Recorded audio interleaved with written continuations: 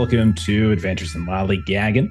We're back today. We're playing more Han Cluster, a Savage Worlds sci-fi game, coming to a game. Dang it, I should have remembered this. Backer Kickstarter, one of those crowdfunding platforms, sometime in March. We're on part 3 of Reunification, which is the Jumpstart, which is freely available. And if you've been watching any of our other episodes, you could have grabbed the download link yourself. But we are more than likely going to finish the Jumpstart tonight. And then I think we're going to do one more Savage Tale. I've been talking with Tracy about some ones that might fit us, might fit what we're doing, but we'll see. But before we get to that, since I have no one to praise for actually, going nuts and, changing something, like Steven's just wearing a basic shirt and Melissa's just wearing a basic shirt. Mike just got a cool, scarf thing. That's pretty cool. But so I'm just going to do a simple question. I would like to lobby for a Benny for my voice, because I don't think I ever got a Benny for my voice that made you laugh. So just saying. I'd like to additionally petition for Ashley and the hair extensions. Ashley already got Benny just because. Week. Yeah. You know what, Long? I appreciate the honesty. Long, you get another Benny. Let's go. I'm gonna take it from Steven and I'm gonna give it to you. It's kind of okay. I wore the lollygagging shirt. I was sucking up to you. I wore a Huckleberry shirt last night in another game, and that meant nothing to you. We were playing Huckleberry last night. We're not playing Adventures in Lollygagging today. We're playing Fun Cluster. We're always Steven. lollygagging. We are always lollygagging. It's not true. Sometimes we were doing whatever German word that you thought you pronounced correctly last night was. Sometimes we're doing that, whatever that is. That was so great.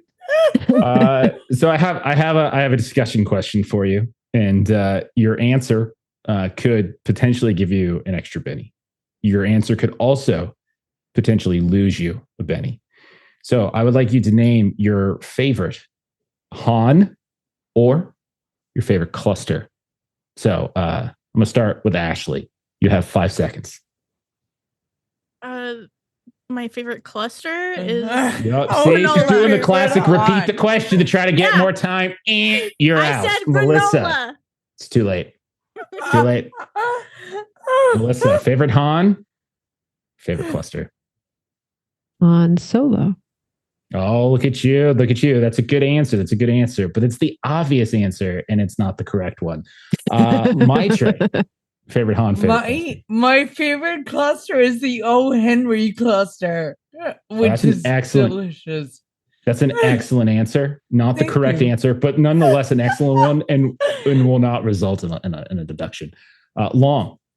My favorite Han cluster is Han Cluster. Long, the best answer. It's two more. The best answer. You guys gonna live forever. And then we come to Steven. Steven, your favorite Han or your favorite cluster? Go. My favorite Han would be Han Solo, but I do have to say that I think Solo is the best Disney Star Wars movie, and it's very underrated. And I will spend time advocating for that. I don't get why people hated on it. It's the best Disney Star Wars. I agree with you. I actually, I am not a hater on Solo. It was a fun film. I think I think two issues this is my personal opinion. 2 issues against it. First, it was named Solo, so it had a lot of baggage coming in. And then second, it tried way too hard to explain references from the original series that really didn't need any explaining. You could have just not explained it, just let it go. I agree. I was just happy for a fun, uplifting Star Wars adventure again. It felt like it channeled A New Hope in a way. I feel like if that wasn't, if the character was just a different character, it wasn't Han Solo, and it was just, hey, we're in the Star Wars universe and shenanigans. People would have loved it. I think we would have had fun. Here's a guy. His name's Lono. Yeah, his name's Lono. Lone Star. Are you remember Spaceballs? We'll workshop it. Lone Star. I was going to say Lone Star, but Spaceballs already did it. So anyhow, all right. Wait, did I get my Benny? None of you got the right answer, so there's. What was the right answer? Hans Christian Andersen. Come on, it's right there. Oh, that's a good one. But that's a Han. That's a Hans. Yeah, it's close enough. I mean, that's more than one Han. You and Ashley picked granola, so like, I mean, come on. Like, what are we talking about? That's called panic, Jeff. That was panic. No, that's fair. That's fair. Okay. Anyhow, let's dive in. Let's do a quick summary of what happened last time. So last time around, we started off down on Onyx. We saw Dr. Sonnet and Ray. You were navigating through this riot. You managed to get Mandy home where she felt a little bit safer, even though her parents still hadn't returned. It was about that time, Ray, you started noticing something weird going on, the disturbance around your sleeper. So you snapped back to the cluster bus. And it turned out that the captain of that bus had locked herself in the cockpit, was refusing to answer any questions. Everyone was panicking because Drax communication had gone down. You managed to convince one of the ship techs to patch the cluster bus's comms into the sort of the main gathering room. And that's where we heard that repeated warning that you and Dr. Sonnet had kind of heard on Onyx, was that an Earth fleet had invaded the system, and that there are various ships, including the bus, that are in standby or are being rerouted to help with evacuation. Meanwhile, on the Old Hope, our ship, Arushi and Birdie, you helped Reese kind of localize this stealth ship, and you confirmed that it was the origins of a message, that Corporal Handy's distress call. And you all managed, with some really great piloting, actually, to get right up onto the ship, and you managed to breach the ship before they really detected you. So around that time, Dr. Sonnet, you ghosted in, and then you split up. Arushi, Dr. Sonnet, you went up towards the bridge. Reese and Birdie, you went down and looked for Corporal Handy. You found him in a converted cargo space, kind of a brig at this point. It was guarded by these two terrorist guys. And Reese, you distracted him with your nudity. You're like Franks and Beans. And they were like, what? And then they shot at you. Birdie, you managed to use your entanglement spell, and then you just kind of took them out really fast. It was actually pretty simple, pretty easy. Handy was pretty great. See, I shouldn't say Handy. Corporal Handy was grateful and offered to help. And so while all that was going on, Dr. Sonnet, Arushi, you were up by the bridge. Ray joined you. She ghosted in. And you saw that there was like a ship's captain that was working up there, a pair of crew members. There was a shootout that unfolded at one point between the bridge and the deck ladder. And it looked kind of bad at the start. But Birdie and Reese, once you ghosted back over, the tide kind of turned. You overheard the captain mentioning something about keeping you busy while someone named Stolly got to an escape pod. So Birdie, you raced over to the escape pod. You found a young woman. She had just kind of finished up the startup procedure. And right as she was about to kind of close the door and launch the escape pod, you managed to cast your entanglement on her once more. The door malfunctioned at that point, crushed her hand inside the door, and she was screaming in pain. She laughed. She taunted you. She said it was too late. Your head kind of started to swirl. Arushi, your head kind of started to swirl. And that's where we ended. So let's go ahead and let's get her started. We're in that moment, Birdie. You've got this woman cackling in front of you. You can see her hand is mangled and bleeding. You can tell she's in pain, but she's also probably trying to put on a face. You feel this little like kind of bout of vertigo or the ship kind of sloshing around, whatever it might be, but she's just kind of cackling. So I'm going to give you the first beat. What do you do, Birdie? So she's not shut into the thing, right? I managed the door's not shutting because her arm's stuck in it. Remember, she crit fail on her roll, so that's how I'm playing it. So it's not going to shut. Like she's not until that goes away. She can't escape. Okay. I'm gonna try and hit her with my, what is it that I have?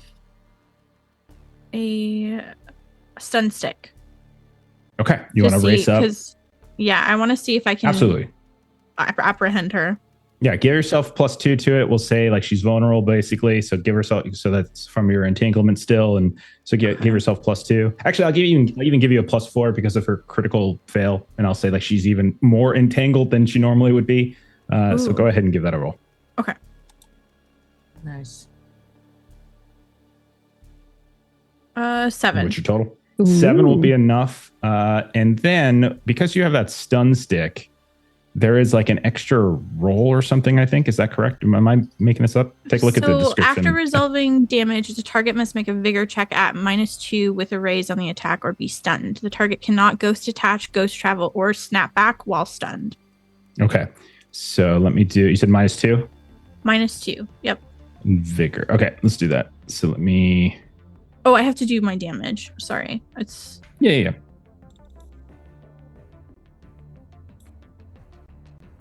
No. Oh, got an explosion. Oh, got another explosion. Ooh, look at you. 50. Nice. Oh, no. I don't know why there's a 4 on there. So it should be 11. We're going to start with, so I'm going to do her vigor. She will, in fact, pass her vigor. So she does not become stunned. She rolled a 4. Okay. But you just did 11 points of damage to her, which is enough to shaken her. Okay. But nothing more, unfortunately, as she does seem to be wearing body armor. You can see that she is equipped for whatever it is that she's going through. So I'll say she's shaken right now. And don't forget, you have the ability to communicate with people. Oh yeah, I'm hollering for assistance if anyone's available. Okay. So all of you then, through your X-Spawn probably, all of you would hear this. The rest of you are up by the bridge. We see the body of the captain and their two assistants. The other 2 techs are up here. You see they're kind of slumped on the ground or in the chairs. Ray, you're in some pain as you actually have 3 wounds. I think everybody else is looking okay. In terms of form, I think the only capped people are Reese and Dr. Sonnet. I think everybody else, the other 3 of you, are all ghosted currently. I'm ghosted at the moment because I dropped from cargo. Oh, good call. Yes, thank you for that. Okay, so, and don't forget that Corporal Handy has shown up. You can see that they've been hustling, and he's like, I'm sorry, we ran into a few on the way here. We took care of them, don't worry. They were trying to, they were carrying some stuff on there. One of them had like a big old like briefcase that went scattering to the ground and dropped a few things but we thought we got to hustle. Sorry. And then he looks inside. He sees the bridge. Well, looks like you all had it handled after all.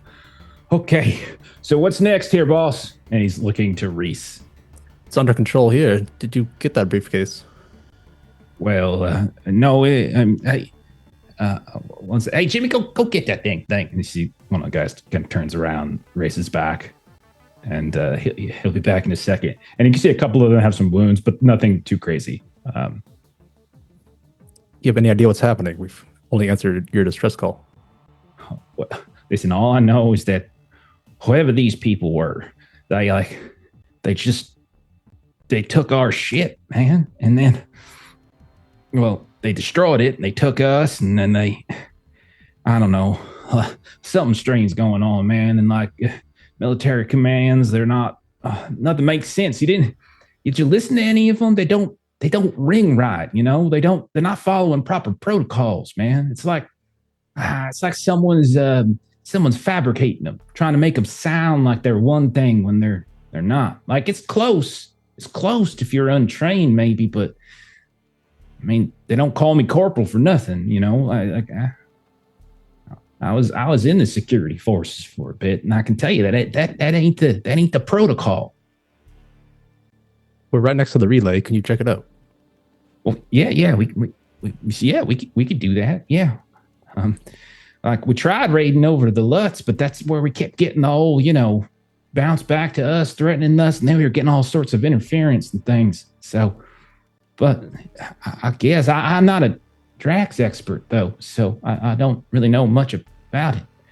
And it's around this time that you all hear Birdie like calling in your X-Spawns and sort of alert SOS, something going on in the escape pods.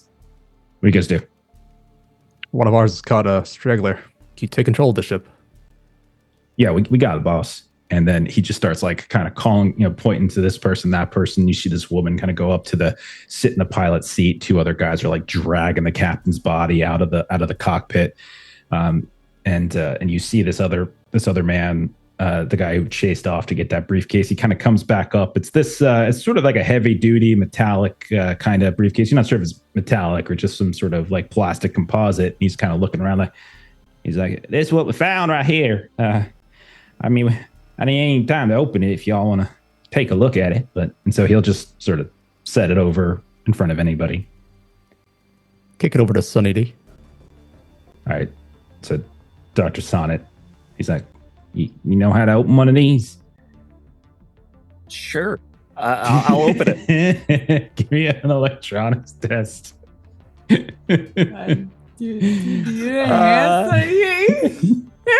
I don't have electronics as a Arushi's skill. also there. Like, you could very sheepishly turn to Arushi and say, actually, could you do this for me? Could you open this jar of pickles? Sure. I know how to open this, and I just hand it to Arushi. All right. Go ahead, just give me a quick electronics, Arushi. Try and open it. Yeah. Yeah, absolutely. Oh, that's hilarious. And so while Arushi's rolling, you guys are still hearing Birdie. Ray, what are you doing in this? You're wounded, but do you try to ghost to Birdie? Do you try to race off to Birdie, or is there something else that you're taking care of? Ray would ghost to Birdie because this seems to be more technical things happening over here. And so Ray would ghost over to Birdie. And so we see Birdie right behind you. Ray pops up. Ray, you see this woman like cackling, but also screaming in pain, her hand mangled, all these weird like ice next tendrils kind of wrapping around her, kind of keeping her locked in place. And I'm fine to say that with the two of you there and with Birdie kind of using the stun stick and Ray coming in, I'm going to say the two of you are able to, without any more rolls, we can resolve this at this point. Okay. Then Arushi, how did you do on the electronics roll? 7 on my roll. Okay.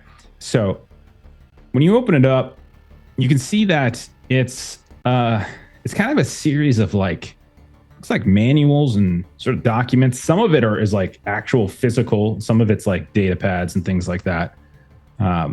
But rolling over your electronics and considering your background, you can see that that it definitely looks like it's some sort of manuals or codes and various other like procedures, but it's very old tech. It's like nothing new. It's nothing relevant. Nothing you would be using on the old Hope. It's very like antiquated, like the type of stuff that would be used like hundreds of years ago, like during the Hope expedition. But that's about it. It's about all you would probably be able to deduce. I would allow, if you wanted to try to roll again, or if you wanted to Benny your previous roll, if you wanted to kind of give it like a second look, or you could just give me like a repair roll. I would take as well.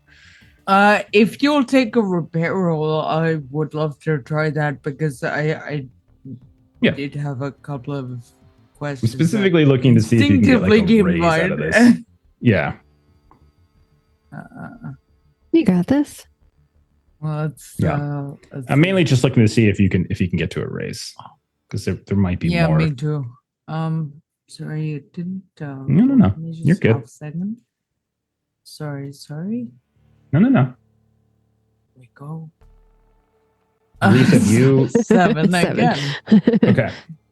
All right. So with that, actually, it didn't go through for me. It's still the same one. No, I rolled the same. Repair with Mr. Fix It. Yeah. Mr. Fix It. Yeah. Okay. Yeah. I would say you probably aren't 100% sure exactly what it is, but you can definitely tell that it's manuals, procedures, codes, sort of procedures, rerouting procedures, stuff like that.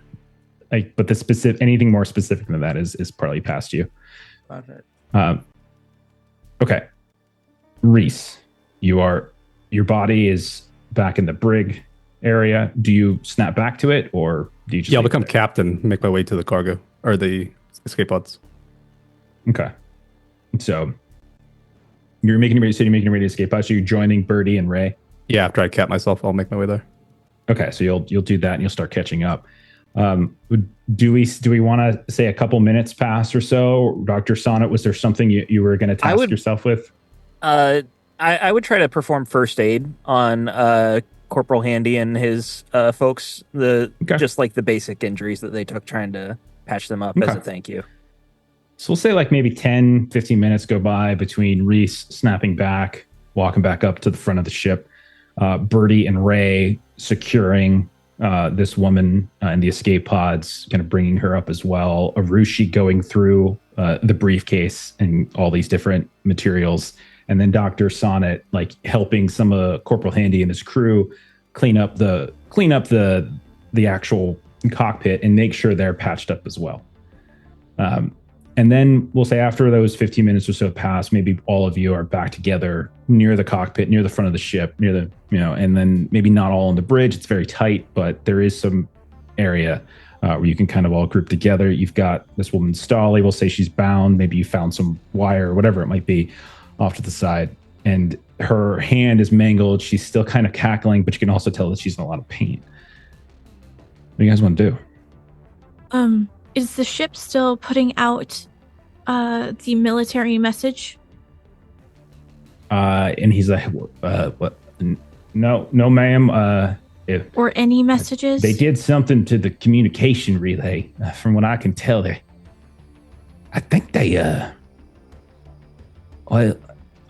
hacked into the relay. And you could tell he's like kind of looking at some of the, some of like the logs on the Purity. I think that was next to impossible. Well, yeah, it is. And you guys just hear when you say that, the woman with the mangled hand just like just kind of laughing as you say that. So Ray at this point is going to she's going to move towards this woman, and she stands up straight as she does it, and she kind of checks with everyone just to get sort of a nonverbal nod from them that she looks like she's about to go interrogate this woman. And so she's just kind of looking that she's kind of getting agreement from everyone that this is kind of our next step. We do have telepathy, so you could ask without anyone else hearing. Yeah, good point. So Ray would sort of kind of communicate kind of to the rest of the group, like, she's gonna need to give us some answers. So Ray's gonna kind of go over towards her, and her arm is sort of where her injuries were, because her arm was kind of stuck in the door. Her arm, her hand kind of got caught, and so it's all mangled and broken, you can tell. Okay, so this is gonna be, if you're looking to interrogate her, this is going to be a persuasion or intimidation -2. And this is actually going to be contested versus her spirit. All right. So my persuasion is a D8, so not horrible. Would I be able to assist with this? Absolutely. You can do, anybody who wants to can support. Yeah. The way I would do that is I would start performing first aid on her arm, trying to set that and patch it up a bit. Okay, I think that would, rather than, I think if you're rolling persuasion, I think that would be reasonable. Yeah, intimidation, that'd be kind of creepy. Yeah, fixing you so I can break you again.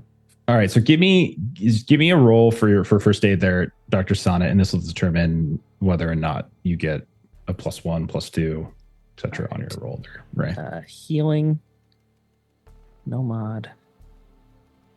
4 regular success. Okay. So +1 to Ray on that.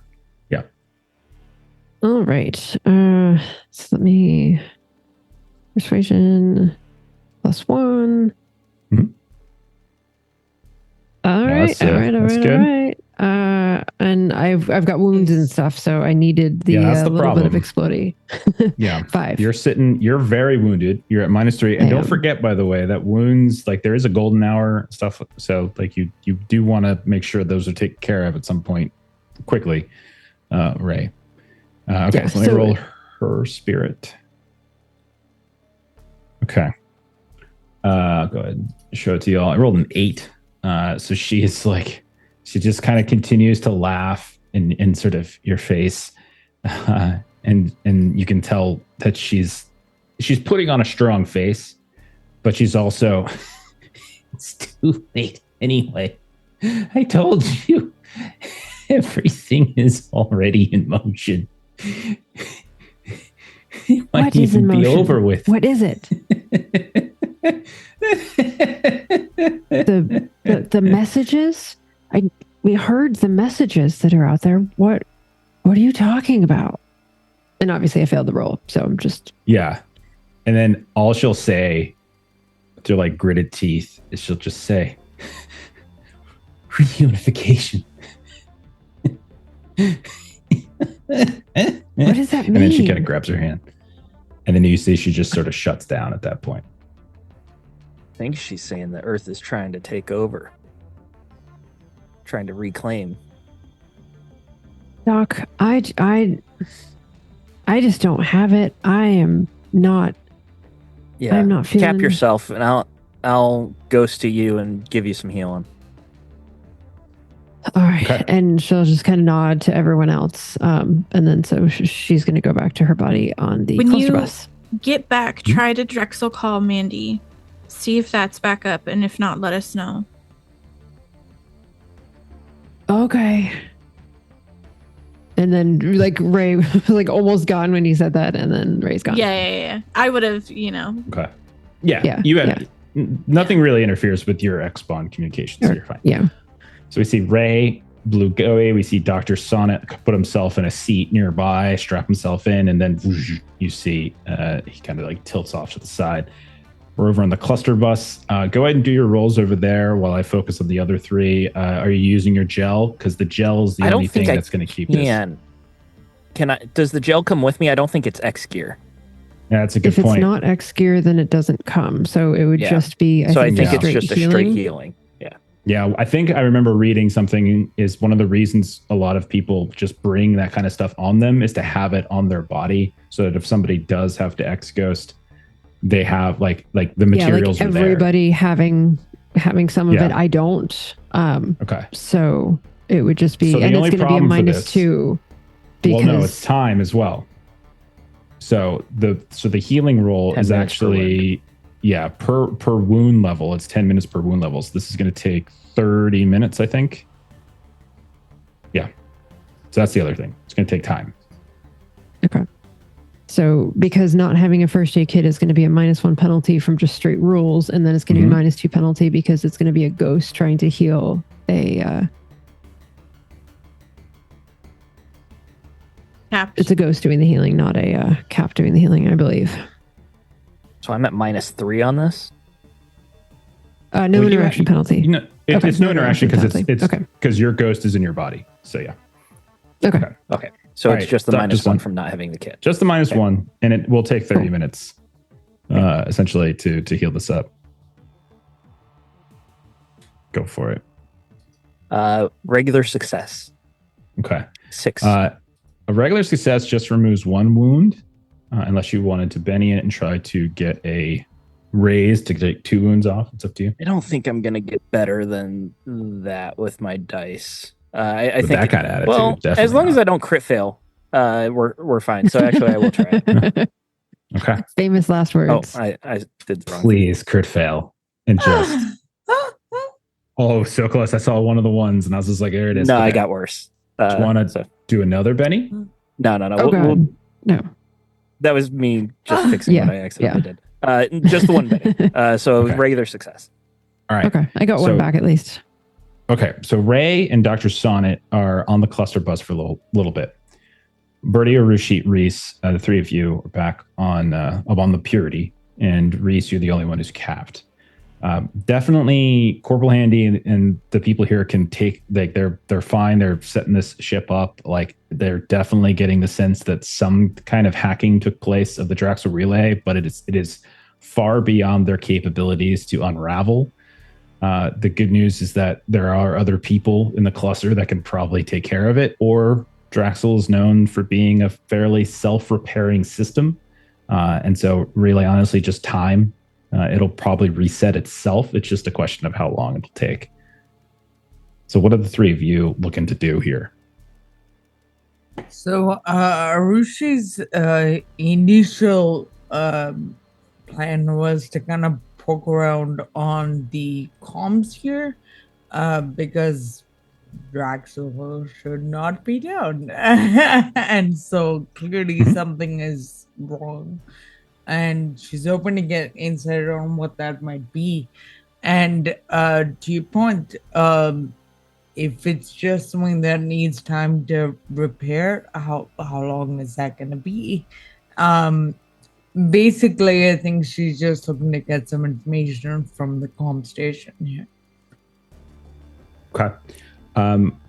As you can sit down at the comm station, you can go through all of that, trying to get a sense of whether or not the communication's up. They're not. When you tap into some of these lines, you're getting the same repeating messages, these false messages here and there. But in terms of how long it would take, I mean, we're talking to sort of reset itself. Not hours. Like it's going to take time. Or at the very least, like people from one space station to come over to maybe accelerate it. It really would depend is if they have somebody who is like a Draxel tapper who's like truly exceptional. Right. So it's nothing that you're going to fix. It's nothing that you're basically fixing within the next hour or two. Yeah. Be able to put out a message over top of these other messages that have already been sent out, like basically calling out that it's a false message. Yeah, I think you can definitely do that. That's definitely something you could do. I think that I'm not even going to say that requires necessarily a roll to send this out, because it's more going to be about whether other people believe it. Like sending it out is not a hard necessarily thing to do. You can do the same kind of thing that Corporal Handy did, is just sort of send this sort of kind of broadband shot out into the dark and hope that works. Reese, anything you're doing? Was there anything more to the suitcase? No, I would say Arushi kind of got everything she needed to know. I will say if you wanted to, if you have electronics or repair, and you wanted to see if there's anything additional you might be able to learn from it, you can take a roll. Yeah, I do have electronics, but I won't improve much. But I'll try it. I would want to raise to really give you brand new information. Yeah, for sure. What are you rolling? Electronics. It's just regular. So yeah, it's the same stuff that she saw already. But also spend like time sitting by Stolly, our new friend here. Okay. Get to know her. All right. Where's she from? What's she doing here? She is very tight-lipped. If she's single, she's single. She's very tight-lipped. She's definitely in a lot of pain. And in some ways, though, Reese, you kind of feel like, despite the fact that she's in pain and despite the fact that she's been captured, like she's giving off this sort of aura of satisfaction. And multiple times, you know, she's sort of like mumbled through her teeth, like the too late line again, but also like, you know, everything's in motion.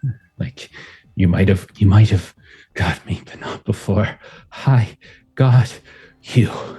And so you're not sure if she's saying it to you or she's just saying that more in general. As you can tell, she's starting to get, maybe with like blood loss, a little bit more delirious. Could I try and get more information out of her, like with like a performance or a persuasion roll?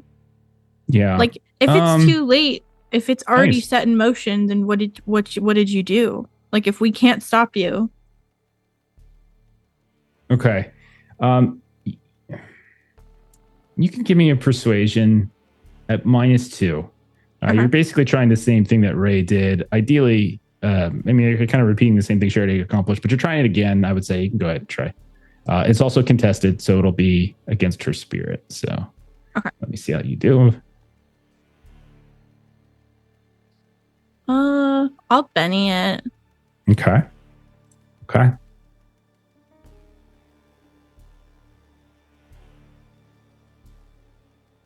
6. Okay. I rolled a 3. So it's taking a little time to kind of get to her. Reese is there kind of trying to talk to her as well. Arushi's up playing around with comms. Dr. Sonnet and Ray have been gone for a little while. Birdie and Arushi, you've both been feeling like little bits of like disorientation every now and then, like a bit of vertigo. And so Stolly will kind of look up at you, and maybe it's just because she's in so much pain, but she just kind of starts to break down. I don't know. I thought it was a good idea, but Flap says it was a good idea, so I guess it was a good idea, but now I don't know. And she like looks across and behind you and sees like the dead bodies of the people who were sent here to protect her. Maybe it was a bad idea. Maybe it was a bad idea. I don't know. What'd you do? We wanted to make it look like Earth was attacking Edenic. Maybe that would bring us together again. And she looks over at By starting suitcase. A war? She looks at the briefcase. Uh-huh.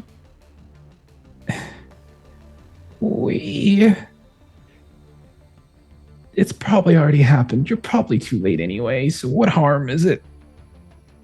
We were gonna take one of the colony ships. The one above Edenic. And we were gonna crash it into Arcadium and make it look like Earth was responsible. And it's at that moment, as she's explaining this, Birdie, you suddenly, whoosh, you feel yourself, your vertigo just yanks you, and you start stumbling off to the side as if someone has just like completely upended. And everybody else, Reese, you're sitting there just fine, no issues. You can, and then in the cockpit itself, Arushi, you fall out of your chair. You're sitting in the chair normally, and suddenly you just fall over, your head bangs again. This is like the second or third time this has happened in the past 20 minutes. And you can see that the Corporal Hand here, like reaching down to pick you up, like, yo, you okay there? You okay there, man? As the two of you are feeling this intense sort of vertigo and disorientation. What the hell? It keeps happening, and it's like worse every time. It's like the third time it's happened.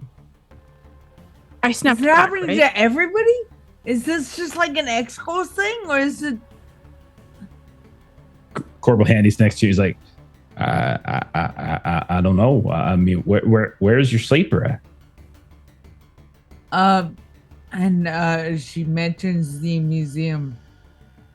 Oh, well, I mean, sometimes, I heard sometimes when your sleeper's kind of getting jostled around, sometimes like you feel it, if you're particularly sensitive. And our eyes gonna go wide with the realization, and she snaps back to her body. Rishi, snap back. Birdie, you were kind of in this sort of, this is all happening at the same time in two different places. So one of you're out with Stolly, that's you, Birdie, and Reese, and then Arushi and Corporal Handy were in the cockpit itself. So Arushi, what do you do? I just snap back to my body. I apologize, Birdie, I meant. Sorry. Yeah. Once she says that she would have made the museum that I'm in crash into the planet, like Reese, you would have seen her just look at you horrified, and then immediately you just watch it. She snaps back and she disappears. As the two of you enter back into your sleep, your eyes flip up. You can see your bodies are like hanging, kind of lurching off to the side. Your arms are up, your legs are up. The Thora, this giant colony ship that's supposed to be in stationary geosynchronous orbit over top of Edenic, is moving. You can see around you, most of the tourist group is thrown about, bodies kind of sliding around. A few of them are like, some people are kind of grabbing on here and there. You can see Isabel is trying to like keep somebody from like flying up out of the seat, as one of the Nexarium seatbelts seems to have not connected properly, and they just fly up and smash. You look out the window and you can see debris from a distance, as both Birdie and Arushi, you're just kind of hanging. There's all sorts of klaxons and alarm messages flickering. You can see the Nexarium projection that was trying to go through the history of the Thoris seems to be flickering off here and there, and all of a sudden everything seems to go dark. There's a handful of like basic emergency running lights. You can see a lot of the consoles around here have very limited light. Something is going on. Is this a replica of the Thor with a working engine or just a replica? No, this is an Thora. actual. Yeah, this This is the Thora. the Thor. I am immediately making my way to the engine room, to where I think the engine room would be. Go ahead and both of you give me an athletics test first to try to get yourself out of this. This is this weird tumbling situation. You weren't expecting this. There's bodies and debris kind of tumbling around in here. Both of you give me athletics tests to see if you can avoid bumps and bruises here. Oh my gosh. 8. Okay. You're good. Okay. 6. Oh, You're also good. So both of you are able to uncouple, and you can, as you stand and get your feet again, you're steadying yourselves, and like the ship is definitely lurching here and there. Okay. You can, if you're looking to try to find a way to where the engineering section is, give me like an electronics test maybe, or a common knowledge I would take to kind of knowing your way around. I don't have common knowledge, but I'll I give you was a freak about this. I was very excited. I'll try electronics. Like, I was very obsessed with this whole museum. Okay. Oh God, this is a crit failure. Crit failure. Jesus. Oh no. I burnt my Okay. map like, that I had Okay. my printout. Oh. All right. I downloaded the wrong one. Okay. How did Arushi do? I haven't rolled up. Girl, do your was thing. gonna leave Ash's roll. Electronics. Well, if that's the case, then No, please No, God. no. Oh, no. oh. Let's play it out that way then, because if you were assuming Birdie knew her way because of the thing, like Birdie has a very clear understanding. She's very confident from her conversation with Isabel Mhm. that she knows. Yeah, I layout. love that. I love Yeah. that. You go up to one of these consoles, and like everything's kind of shifting and lurking, and you hear people screaming for help here and there, and there's like people with kind of little blood trickling down from where they banged a head, and other people are like, "What's happening?" People are panicking, going crazy. Isabel is like, you can see her constantly just trying to communicate like with somebody that isn't responding. Like, and you remember on the elevator up, she was talking to her supervisor, and she's like, "Hello, come in. We have a problem up here." No, not a big problem. Everybody be calm. It's gonna be fine. But we have a problem here. Could use some help.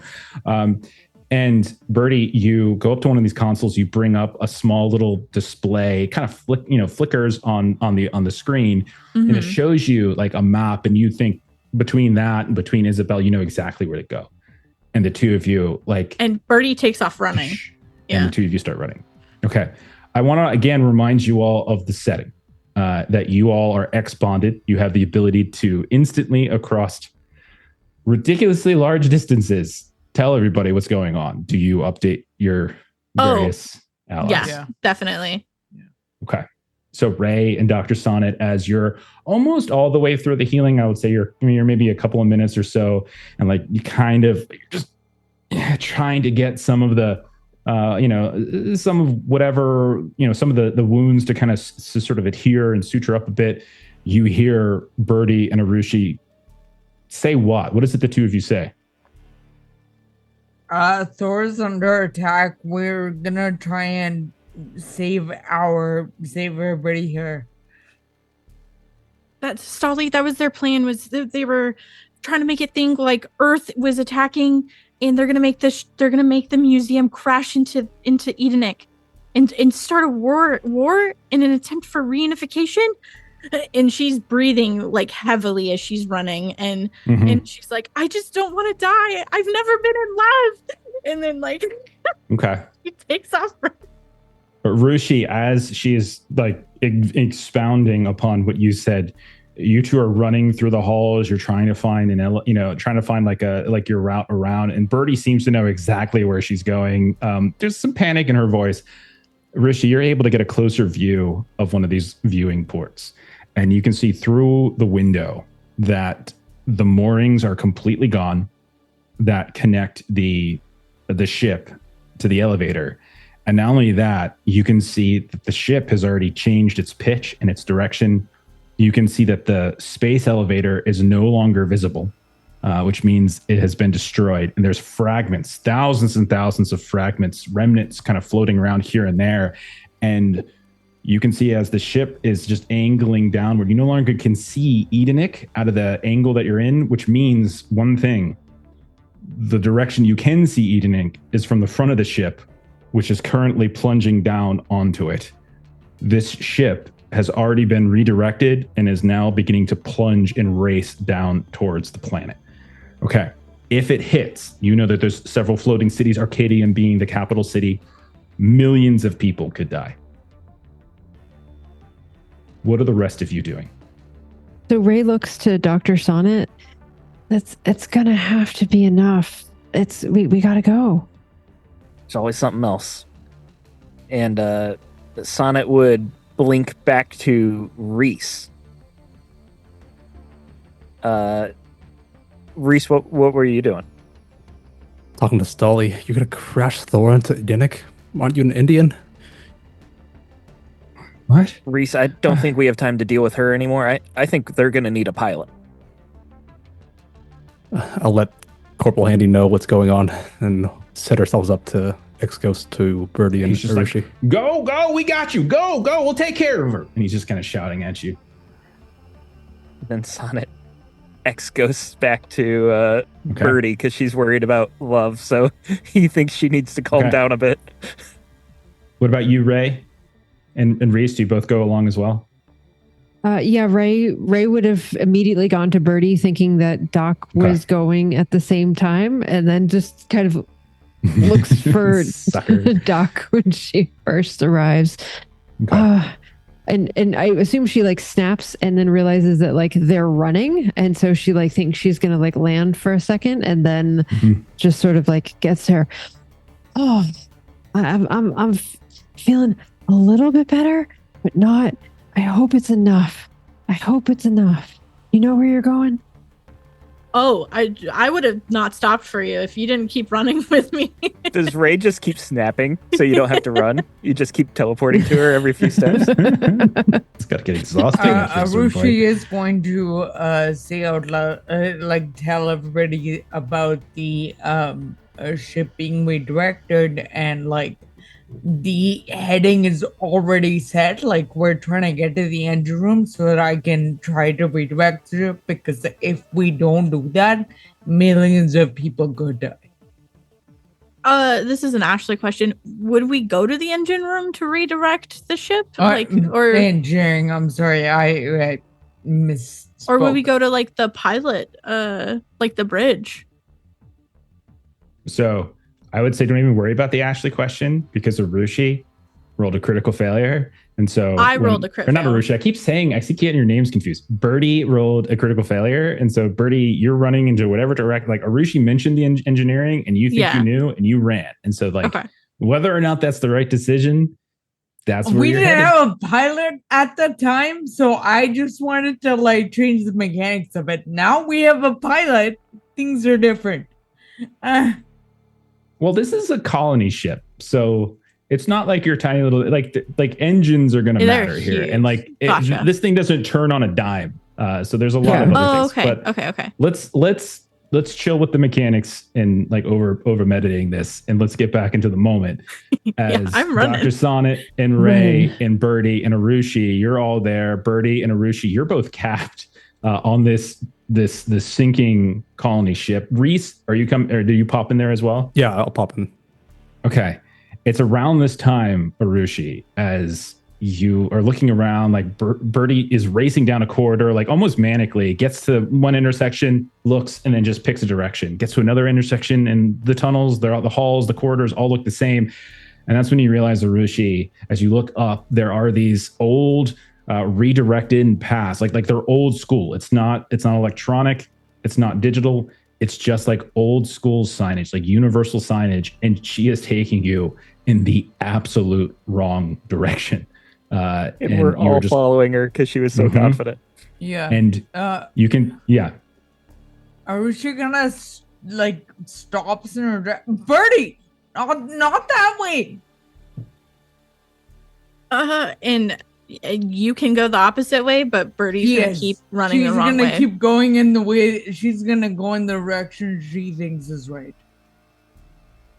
So Birdie, you're just gonna run off on her own at this point? Yeah, for a little bit. Yeah, she's panicked. I'm gonna play it with a crit fail. Like, oh, don't worry. I've already accounted for the crit fail. Oh, you don't okay. have to do that anymore. Yeah. Gotcha. Kind of screwed.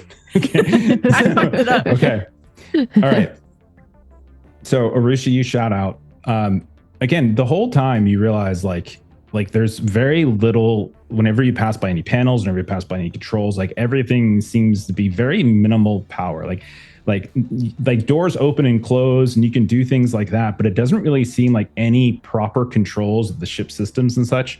But you haven't really, it's not like you haven't really been running into a bunch of people either, because this is like a giant museum and this was the last route, and the Adenic security forces that usually are around here have already gotten rerouted. So there's a bunch of like really, really empty halls.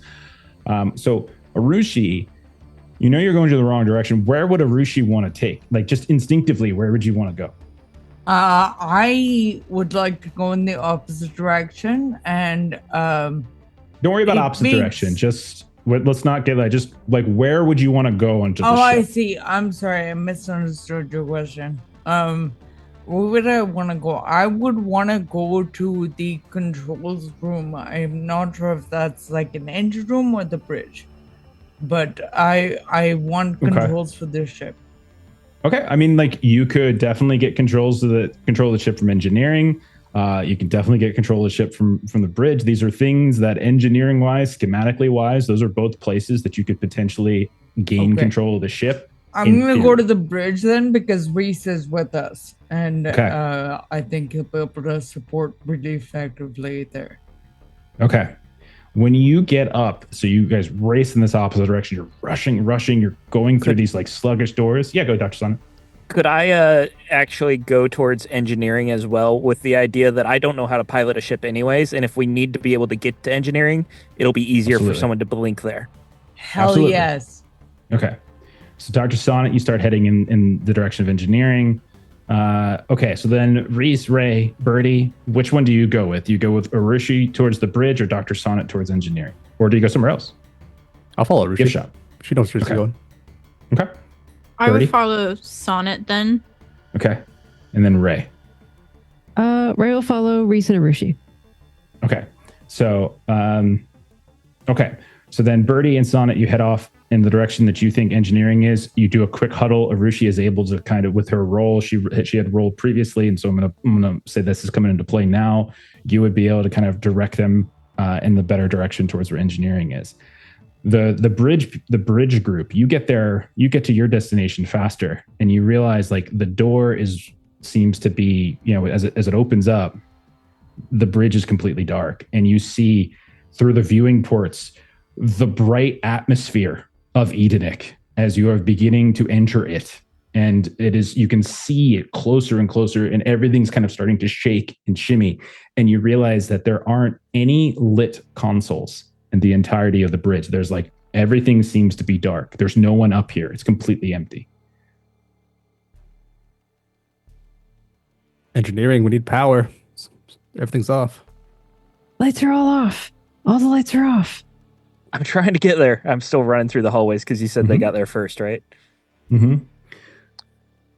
Would anybody like to try to access one of the consoles in the bridge, see what's going on, something like that?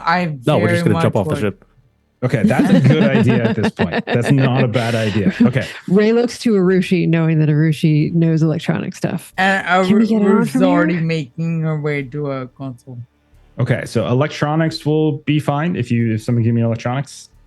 Okay. And we'll go from there. All right, another good roll. Hopefully, man. Just a 4. 4 is okay. That's still a success. All right. All right.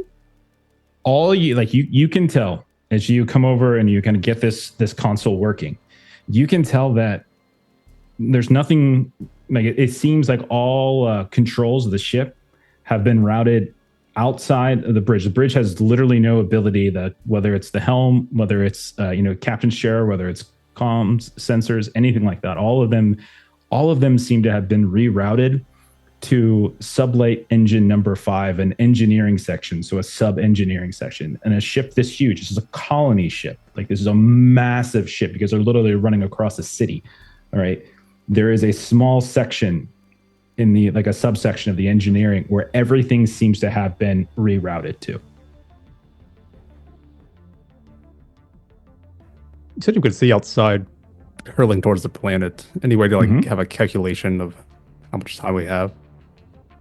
Not long, you would guess. You are running out of time. The ship itself is, not quite kind of fully got into orbit. It's like it's broken its orbit. The space elevator has collapsed, and you can see the ship has so much mass. It took a while for it to kind of like rotate and pitch down towards the planet, but it is certainly beginning to plunge. But you have a little bit of time, but not a ton.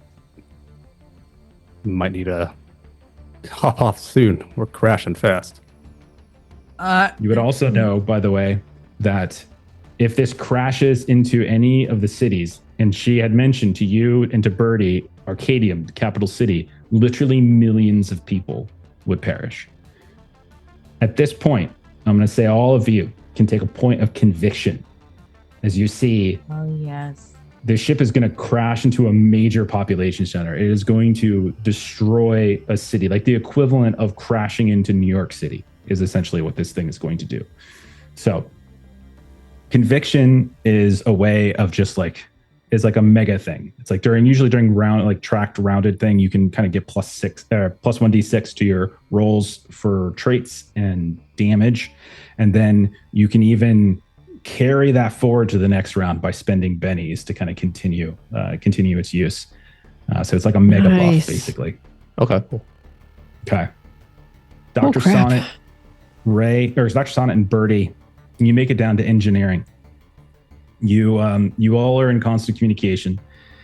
So as Birdie and Sonnet are racing around, you find what looks like the entrance to, like, you're in the engineering section now, but all of these various consoles that you pass seem to be locked out. Like, there's just basic like environmental lights, things like that, but nothing is letting you control the ship. Everything's getting rerouted.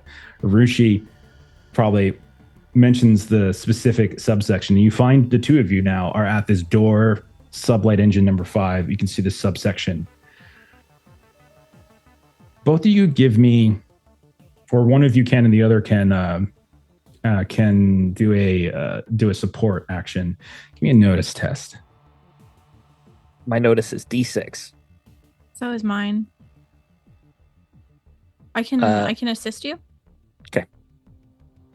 So she rolls to see if she succeeds, and then that would give me. So just roll a notice test, and that could give you a +1 or +2. 7. I got a raise. 7 is not a raise. Not a raise. Sorry, you got an ace. Sorry, you got an ace. Yeah. So you get +1, Dr. Sonnet. Watch me roll lower than a 7. Okay. All you need is I got a 6. There's no difference between a 4 and a 7. Okay. In this case, you two are racing around.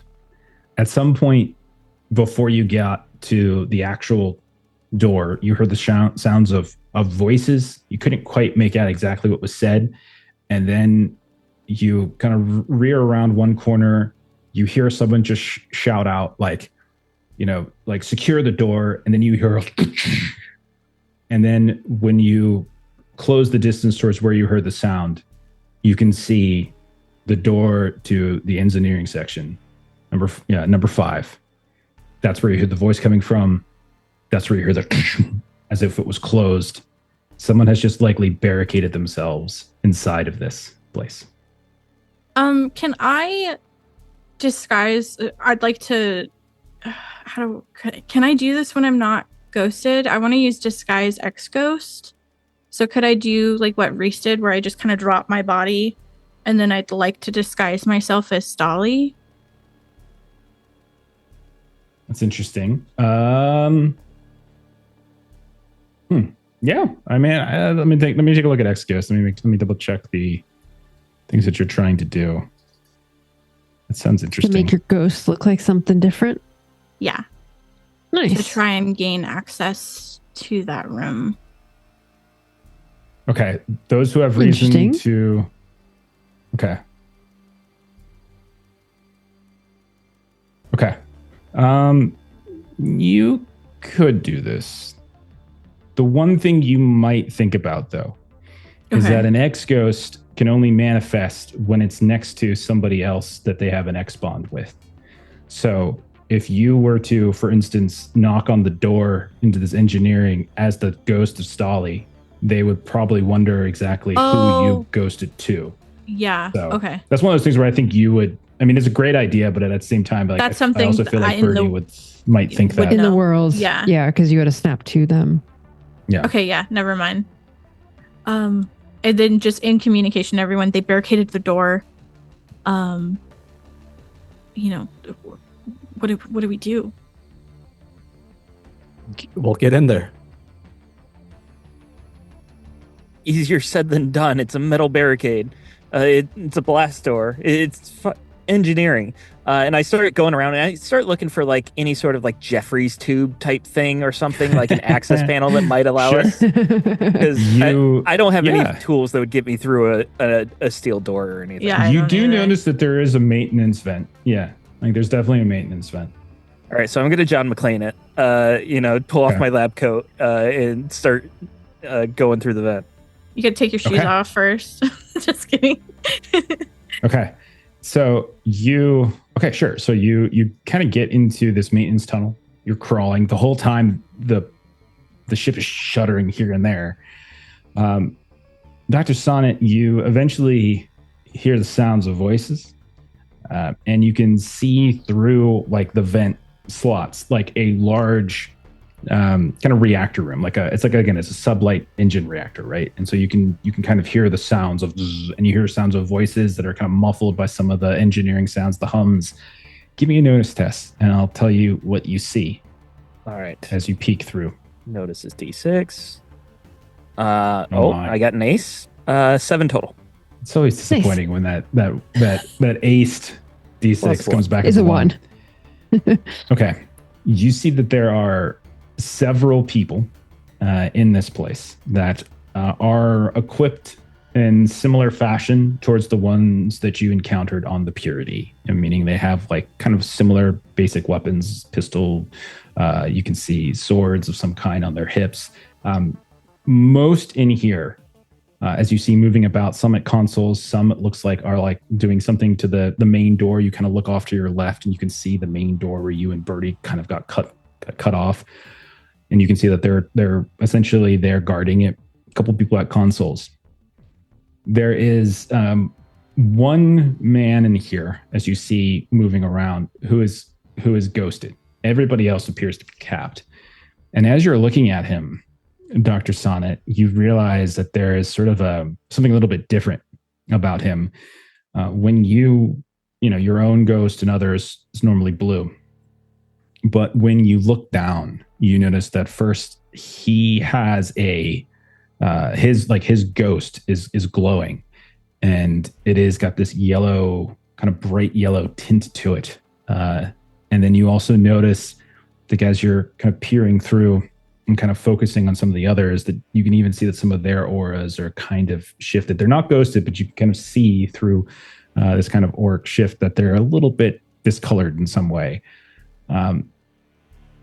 And then there is another fairly well-equipped, large man, military in sort of style. Like you can definitely see he's attention. He's giving orders to various people here and there, but he also is capped. Can I count how many of them there are? Sure. In total, about a dozen. All right. Telepathically, we've got 12 well-armed serious looking people in here. Arushi, Reese, is there any way from maintenance shafts or access panels that I can try to restore power to the bridge? The answer, Arushi, based upon your previous role, is no. There's nothing from the vent. However, Dr. Sonnet, you do see there are several consoles spread about the room, and they all, unlike every other console that you've passed by, are lit up, fully powered. The lights are fully on. All control of the ship has clearly been routed into this section, and only by accessing one of those consoles could you hope to somehow redirect this ship before it plummets into Arcadium. All right. We got conviction. That'll help. I've got a code of honor, so I've got to try anyways. I would try to look for whichever console seems to be in a dark corner without a well-armed man standing by. Sure. And I'd like to try and just as quickly as possible get in there and do something quietly. Okay. The whole time telepathically updating everyone. I want to remind everybody about the set. Yeah. You don't have to do this by yourself. Yeah, Ray definitely, You before you the go. room. Before you go. Hold on. And so Ray's going to snap to Dr. Sonnet. You bang your Very head. close quarters. Up the shift. Yeah. Alerts everyone inside. They start firing up at the vent and you're done. So Ray is kind of communicating to everybody that she wants to kind of get everyone together to try to do protection on everybody. I don't think I just snap need in the thing. 1 second. Sorry, Ash, go ahead. No, go ahead. I just need 1 second. I want to see if I can reroute the controls to the bridge. If I can't, I'll join you guys there. You absolutely cannot do so. Okay, then I'm you just are going to confident join you that there there. is no way you get. Yeah, I thought I made that clear. No, It's not going to be that I'd easy. be an asshole if I didn't ask. So All right. So once we're all, so Ray wants to try to get protection on everybody. So she wants to spend some PowerPoints. All right. So let me just just reset for a second. Right now, Dr. Sonnet and Ray are inside the vent. Okay. Birdie is near the main entrance into this engineering section. And then Reese and Arushi are up on the bridge still. You are plummeting down to the planet. Clock is ticking. Birdie and Arushi, you realize you probably initially already noticed some of the disorientation at the end of last episode. And that's when it started. And then there was time. And you realize even looking here that so much has been redirected. Like it's just going to be hard as it is just to get in there. So all I'm saying is respect the fact that you have very little time before something horrific is going to happen. And then we'll go from there. So, Ray, would you still try to get everyone together in one location to try to buff them immediately? So Ray would try to do the most that she can together. So if she snaps to Sonnet and he's in a vent, then she'll snap to Reese. And then I'm assuming that Arushi and Birdie would snap over. Okay. So I'm assuming this is like instantaneous snapping happening. Right. But giving the protection is an action. So we're going to go into initiative here and we're going to track stuff because I am keeping track of some stuff. So there again, clock is ticking. Your colony ship is crashing. You don't just have free time to do anything you want without consequence. So just remember that. So Dr. Sonnet, Ray in the vent, Birdie by the main entrance, Reese and Arushi up on top in the bridge. What do you all do and what do you say to each other? Birdie's plan is for when Sonnet gets into the room is she will snap to Sonnet and then my intention is to cast Entangle. Let me get to a console. Everyone snap to me. We'll make a bubble around someone who can access the panel, and then we try to snap out. In and out. Me, I'll try to access the panel. Mm-hmm. You would also know that it's not as simple as flipping a switch. Yeah. It's not just you get to the panel and hit a That's button going to and be a everything's bit. fine. Right. Mhm. That's what I'm Literally- thinking. Like we try to protect, like defend. Okay. Reese, right. if I need support, I'll look to you.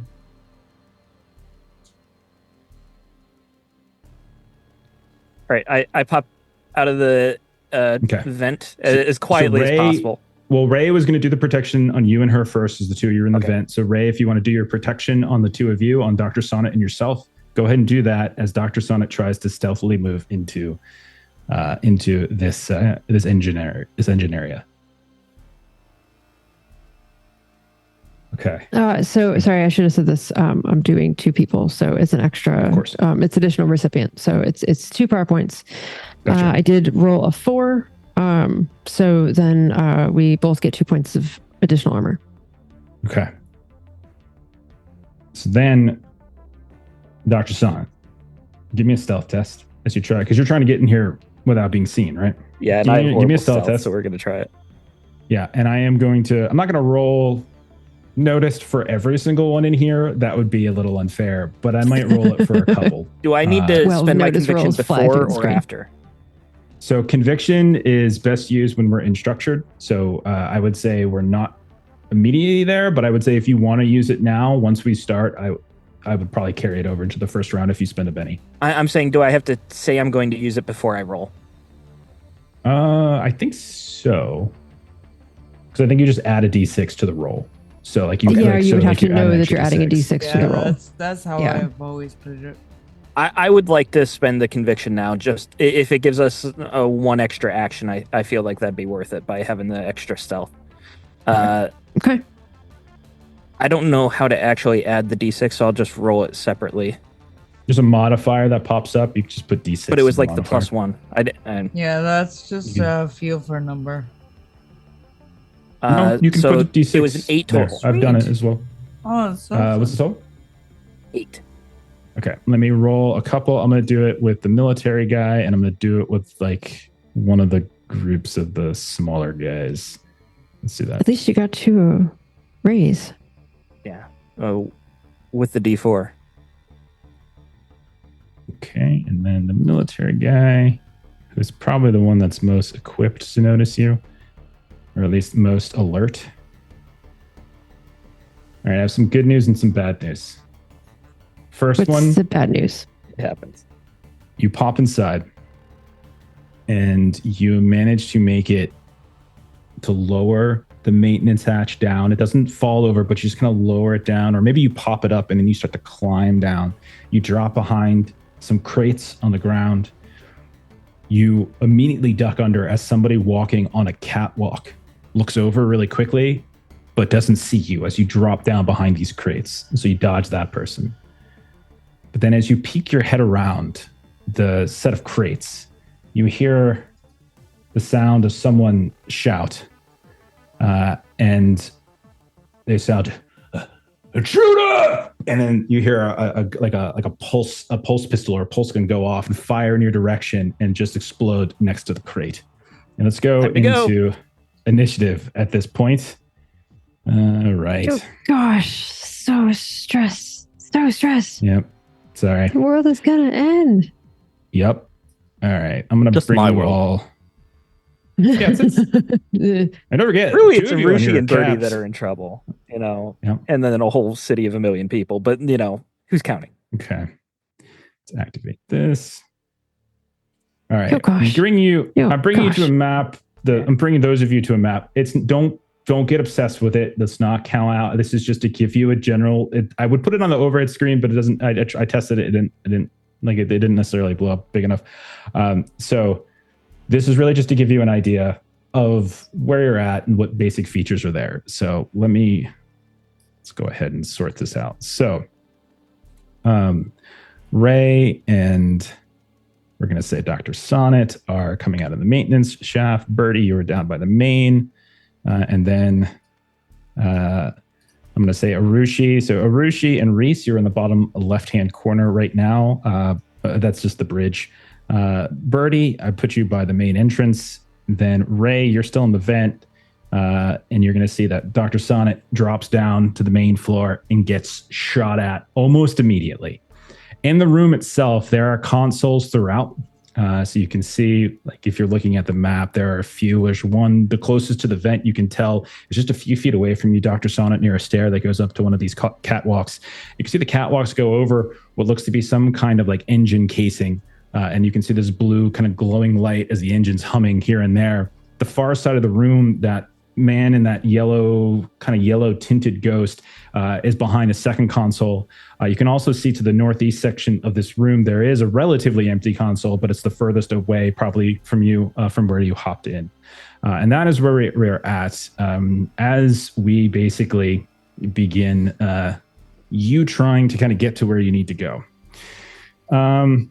Okay. Oh, dear.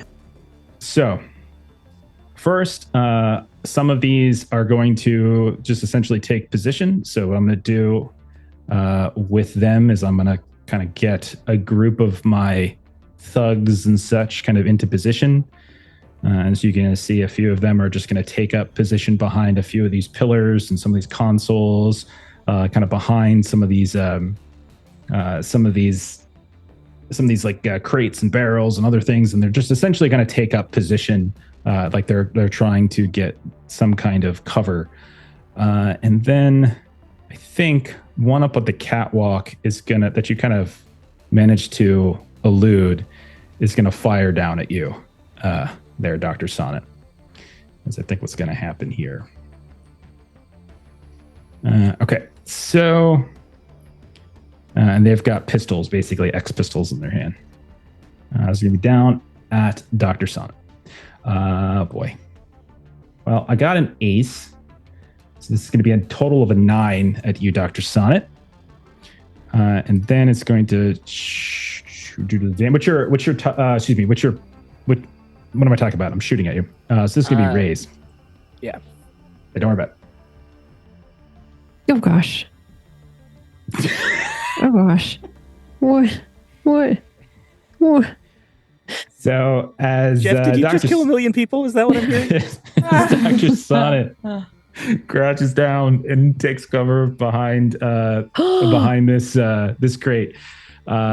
One blast from a pistol explodes against the wall, but a second blast comes through and hits you for 28 on the damage. Well, let's do the math here. I do have 2 points of protection. Yeah, not only that, but you have top of my cover. toughness of 7. Yeah. So Hang on, that's the cover. 9 there. I'm going to give you medium cover. So hang on. I'm sorry. Cover actually goes to the hit, not to damage. That's my bad. So I was going to give you medium cover. Got a Joker. That's what happened. Still would have hit. Okay. Still would have hit. Take off. Okay. Take off 12 of that because I wouldn't have been able to roll that second 6 that exploded. So it's actually 16 points of damage, Sonnet. Sorry. 16. And then 9 armor. So that is 1 raise on top. Is that right? So yeah, the 9 would make you shaken. A 13 would give you your first wound, and that's where you're at. So the second shot gets through. Okay. Yeah.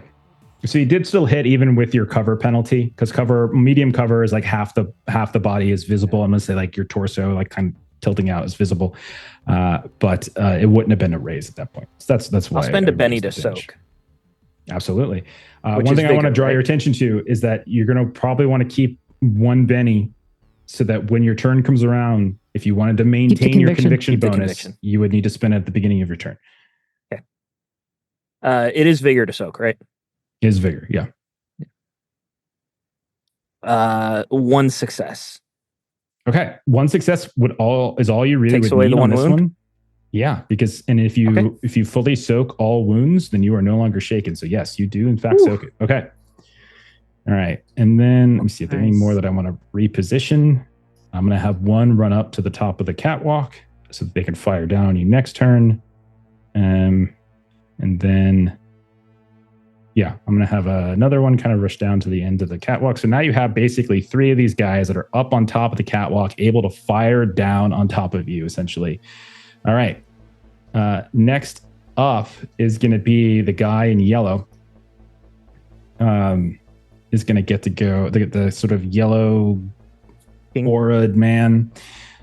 He is going to, what can I do with him from here?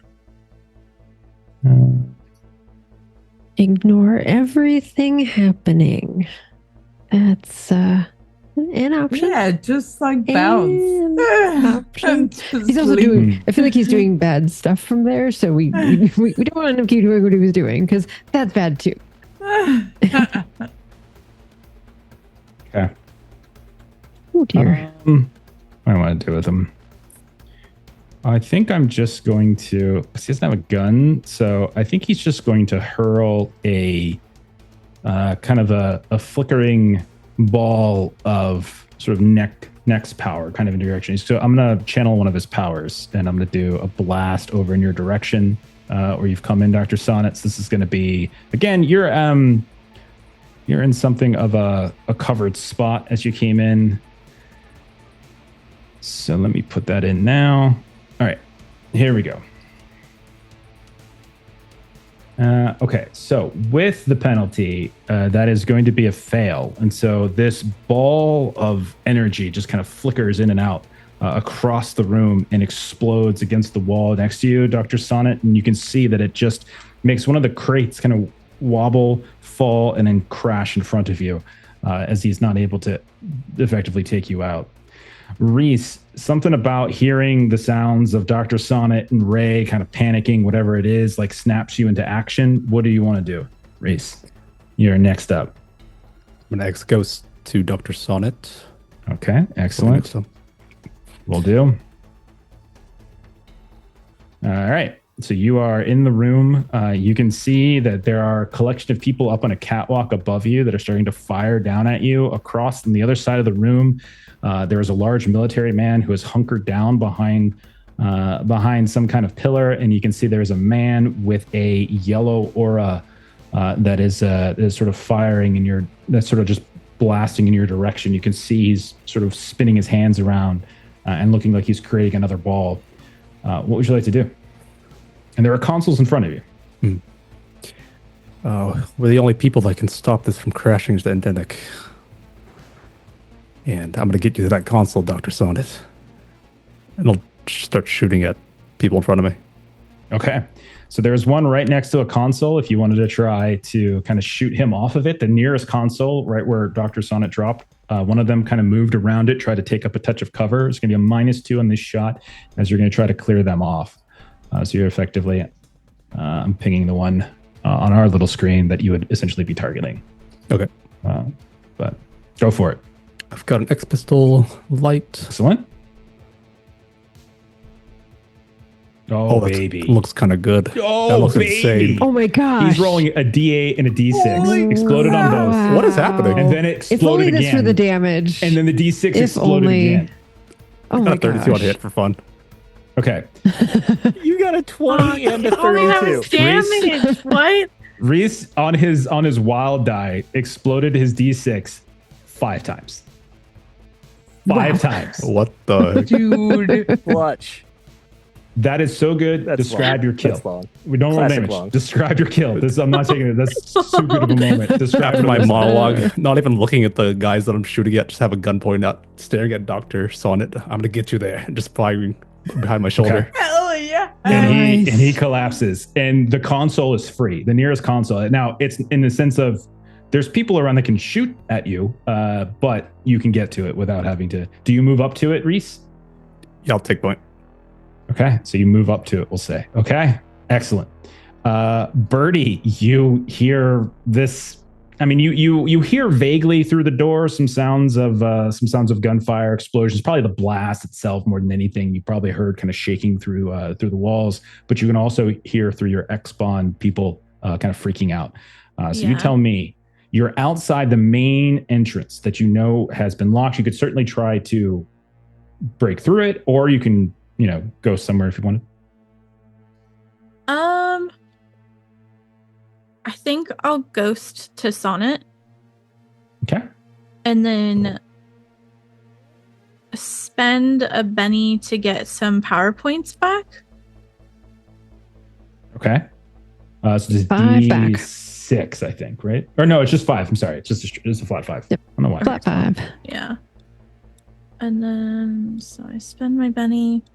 Okay. And then I would love to throw up at the people on the catwalk, Sure. I'd like to try and cast Entangle upon them. Absolutely. Yeah. Medium blast template, I think you would probably be able to get 3 of them. Okay. If you spent the area of effect cost. So you're like literally right underneath them. You see that kind of wicker, like metallic lattice work of so you can actually see through them. So as you start like reaching up, some of those like those next ice tendrils begin to sort of weave through some of the openings. Can I? So how do give I it a roll. apply whatchamacallit to this conviction? Okay, so conviction. If you're D6. spending your conviction, it's a D6. So when you go to make your roll, so for you, if you go into your power page, Yep. okay, if you click on entangle, the word, not the icon, there is a mod box. Just put plus 1d6. Or actually, I think it might just be one. I don't even think you need a plus. It should just be 1d6 though. And then Okay. and then hit the target button to roll to hit. For the focus. Okay. Oh. This map is not to scale, by the way, so don't let that little thing that I popped up. think it's just the 3. This is just for us to kind of get our heads around yeah. because there's a lot of people. That's all. Okay. So it's a 9. Okay. Okay, a 9. So phenomenal. All right, so your 9. Let's see. So you got a raise on it. So your raise. So go ahead and roll damage. Actually, wait, no. I'm sorry. You're not doing a damage spell, are you? You're doing. Yeah, this is just so Entangle allows the They're all caster to restrain bound. targets with ice. Yeah, they are bound Okay. since I got the raise. Okay, so 3 of them are bound. All right. So bound basically means they are distracted and vulnerable, which means they have -2 to anything they do, and they have you all have +2 if you decide to like trait rolls to attack them and such. And the only thing they can do is try to break free. Okay. Okay. Can you all see that big circle white thing that showed Yeah. up? Or Yep. blue Yep. thing? Yeah, Yep. it's kind of annoying, right? Sorry, I don't know why. How to get rid of it. I do not know how Oh, to get God. rid of it. Oh, Sorry. oh, there's another one. What are we doing? They're Sorry, we're having some multiplying. Foundry trouble really fast. One sec. They're I just multiplying. clicked off my Oh, character. goodness. Birdie, what you do? Things. I'm breaking Foundry. I'm sorry. One sec. We don't use a lot of the map stuff anymore in Foundry. Basically, most of our stuff Yeah. has become very theater of the mind. And now you can see why. Yeah. Look through the list of things in my big bright red 2 wounds just hanging out there. But long, what a roll that was. Holy Holy crap. crap. Yeah. What the heck? Yeah, Foundry's bugging out from that roll. Yeah. I broke It it. is completely broken. Let me refresh the page here really fast. See if I can get rid of it. Yeah. That Sorry. was so crazy. Watching all of the exploding dice. 32. Just That on was D6s. wild. So much stuff. You think So much you stuff. think as the GM and the controller of the table, I would be able to turn this Get rid of stuff things. off. But you I'm scared to touch found anything. it. There we go. Okay. Got it. All right. All right. There we go. Oh. All set. There We it can see is. again. Thank you. There we go. Okay. Sorry about that. All right. So Birdie, you ghosted over. You looked up. You cast these entangles up, and all of them are bound. Excellent. Okay.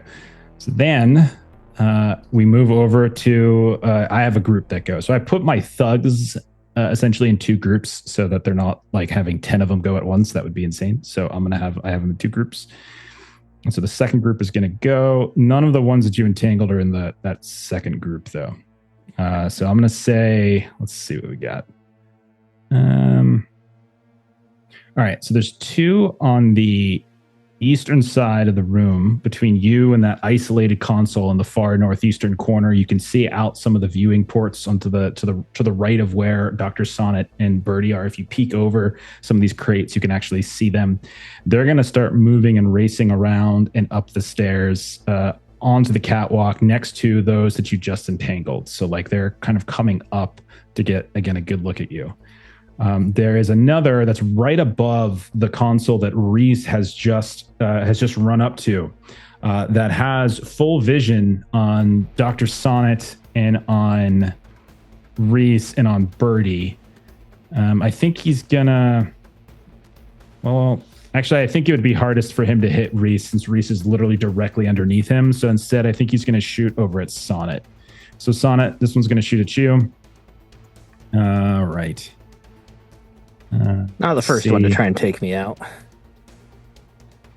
These are the easy ones. Okay. And he misses Yeah. with a 3. So he fires down. You duck. Hits Birdie in the face. Birdie dies. Dr. Sonnet will ever be guilty. You got to duck faster. Gotta duck faster. It's a true story. And then there's one that is behind Reese that is going to, I think, you see he's going to race up behind Reese and try to slash at him with a X-blade. Right, Reese. Here we go. He's going to swing down with a 2, and you just duck out of the way. The blade cuts down into the console itself. You see a bit of sparks where he kind of digs into some of the electrical. And that is his turn. And then I think that is... Okay, I got one more in this group that's going to race around from the northwest console past the main entrance and is going to try to kind of close in on where Reese is as well. So there's now basically 2 in melee range of Reese by that one console. Okay, then we go to Dr. Sonnet. All right. Life flashing before your eyes. Yes. Multiple times I've almost died. I first spend the Benny to keep my conviction. And then how many actions would it take to run across the room to another console that's not surrounded by guys? Okay. Would that be too much? Or is if you want to try to race over to the northeastern console that has just been abandoned by those that are racing up the catwalk, is that your idea? Would it take more than? Would it take a full action? Is what I'm asking. I would say if you want to give me an athletics test to see if you can. Actually, wait. We could do pace. So if you want to take a look, one of the things pace you can is do. 6. You have a pace of 6, but you can try to run even faster. There is an ability, if you look at your pull up your sheet, where you can basically temporarily increase your pace with that D6. So it's basically that at the running. cost of shooting something. You can still do other things, but it's at a penalty.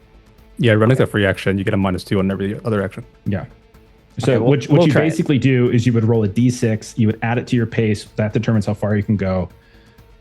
Okay. I got 4 on the D6, so that's 10 total pace. Would I be able to...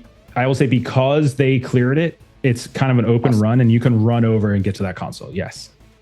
Okay. Okay. So as I'm doing that telepathically, I'd like to call out to everyone, but specifically, Arushi, I'm at a clear console. When you come in, come straight to me. We'll get you on it. And then for my action, I don't really see us, or at least Sonnet. He's a soldier, but he's a doctor, foremost. So I don't see him actually taking out a lot of these guys. I think he would be focused more on trying to create cover.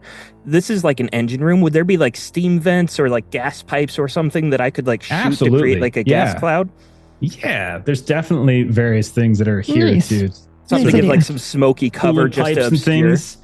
Yeah, you can see right over, you can see coming out of that central console where the engine you can see is pulsing. There's a variety of these coolant, these kind of coolant pipes that rush down it. If you want I to just fire start up at one, unloading my pistol at him. okay, give me a shooting roll at -2 because of your running. -2 But plus a D6, right? also, by the way, spend a Benny if you're trying to carry over your. I did spend it already, yes. Okay, so it's -2, but you also get the extra D6 on this roll. Right. Okay. Okay, the D6 was necessary for me to get that success. 4 is all you Nice. needed. And so you fire up and you see suddenly exploding out of this thing. It just kind of creates this downpouring cloud on the north side of this room, kind of near the north catwalk ladders. And you can see it's essentially going to create like an area of somewhat obscurity as it's going to, we'll call it, I'll say this is going to be the effective, like this is going to be kind of like you're shooting through light fog. So it'll probably give people like a -2 to shoot through it. So they'll have penalties going through it. Okay. So it's less cover and it's more visualization. Exactly what I was going for. Absolutely. Perfect. Love it. I love it. And not only that, take a Benny. That's a cool idea. Hey, okay. Thank you. Nice. All right. Oh, goodness. Next up is going to be the military guy. Okay. And, okay. The closest person he has to mess with is Reese. Sorry, I kind of left you there, Reese, after you came in to save me. Okay. Reese, you have your back to him as you've kind of wheeled around towards the console. You've got a couple other people that are starting to close in on you. Birdie, you're the one who sees this. As Dr. Sonnen has raced to the northeast corner of the engine room. And I would also say that Dr. Sonnet, the big old the engine block and then your cloud of coolant is probably obscuring, so you probably don't see all this. But Birdie, you see suddenly stalking out from behind one of these giant pillars, as you see this large man, 6'3", 6'4", big dude, and you see in his hand he has this two-handed weapon. It's an X-Ripper. And so you can just see it, and he's just right up to Reese. And so he's going to be attacking Reese with a gang up bonus, as Reese with this X-Ripper is what it's called. Okay, so this is going to be. Go ahead and add that. All right. You know what? I'm gonna say I'm gonna. Should I frenzy? I should frenzy, right? Yeah, I'm gonna frenzy. I'm gonna frenzy. Oh, gosh. Long Oh, dear. understands. Okay. Oh dear. All right. Okay, so that is gonna be. Okay, so that's gonna be. He's gonna basically. He kind of gets these two swings down onto you. So it's the second fighting die. I can allocate this to the same or different targets and then resolve each separately. So I'm gonna have it go on you because you're the only target. Okay. Ruh-roh. All right. What's your parry? Oh, parry of 5. All right. So I don't get any no raises. That's the good news. Okay. So let's do damage down onto you. Right. So the first frenzied strike is going to do. Just reading one thing really fast on the X-Ripper. Make sure I'm doing that right.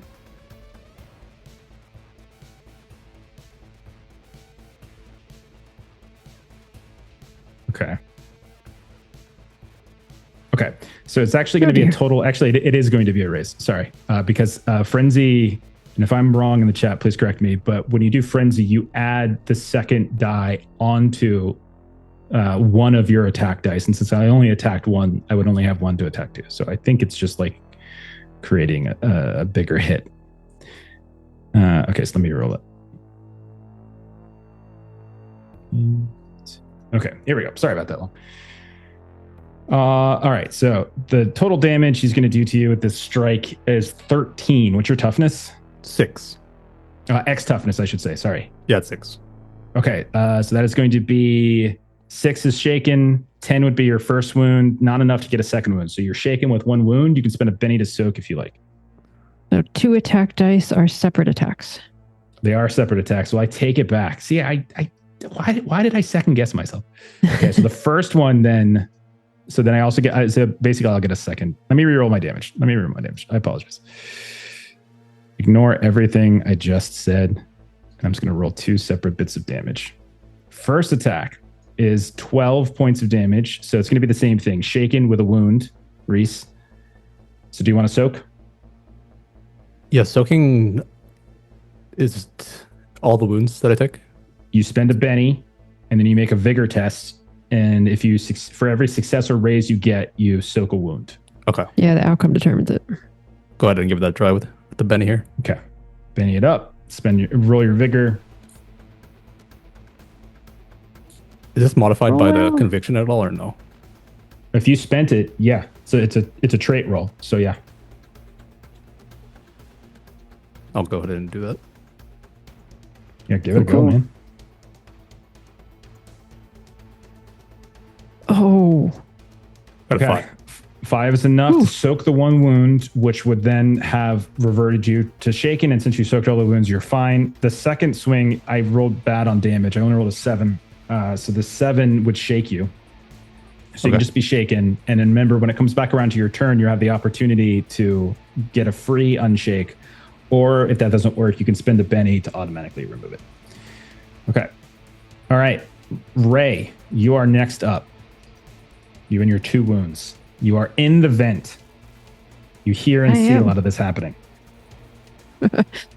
Ray is a hero. So Ray is going to step out of the vent. Next to Birdie, and just throw some fists at this bad guy that is kind of coming up this catwalk stairs there towards Birdie. Go for it. Yeah, the one that just ran up from a distance. Yeah, absolutely. Okay, so I'm going to go ahead and do the conviction. Okay. So I'm going to roll from here, and then so I'm modifying this with a D6. I think we'll see if that works right, and then I'm going to do the fighting. Got it. There you go. 7. Okay, so what kind of attack was this? I'm sorry, I apologize. My unarmed monk attack. So you're going to try to like leap out from the vent onto the catwalk? Yeah. Is that right? Yes. Okay. Yep. Okay. You know what? Do it. You're a monk. Okay, so you leap out. I don't think that's close enough. And then as this one's racing up, the other 3 that are nearby are like, get this off of us. And this one's racing up, maybe to help, maybe to shoot down at Birdie. You sweep out of the vent and you launch into them. 7 against their parry. Their parry is 5, so it's a hit, but not a race. Go ahead and roll your damage. And you get an extra D6 on damage since you used your conviction. Oh, right. All right. 12. 12. Okay. So she 12. just like leaps out of there, and it's just like fist. Okay.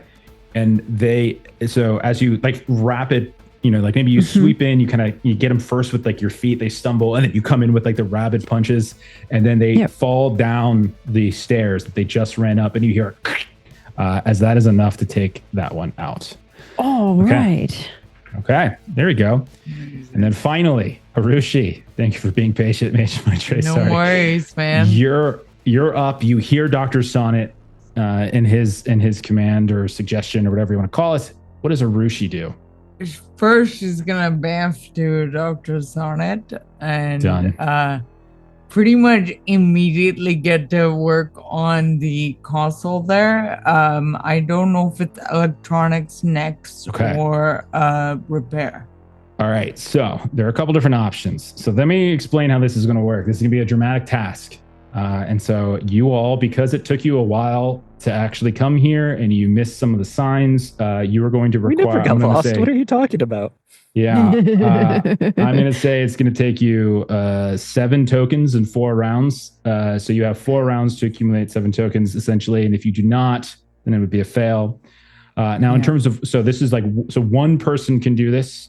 Other people, however, as their action on their turn in the combat can do support and stuff like normal, so you can still do that. But Arushi, what you can use, there's a couple different options. You could, as you come up, you finally kind of have some control, some access. But the problem is that they've had so much time to be able to actually get the ship moving in the direction. So you could do electronics to try to kind of change the specific orders of what it's doing, because you can tell it's on some kind of autopilot that it's directing it, so you can try to get into it and sort of steer it in a different direction.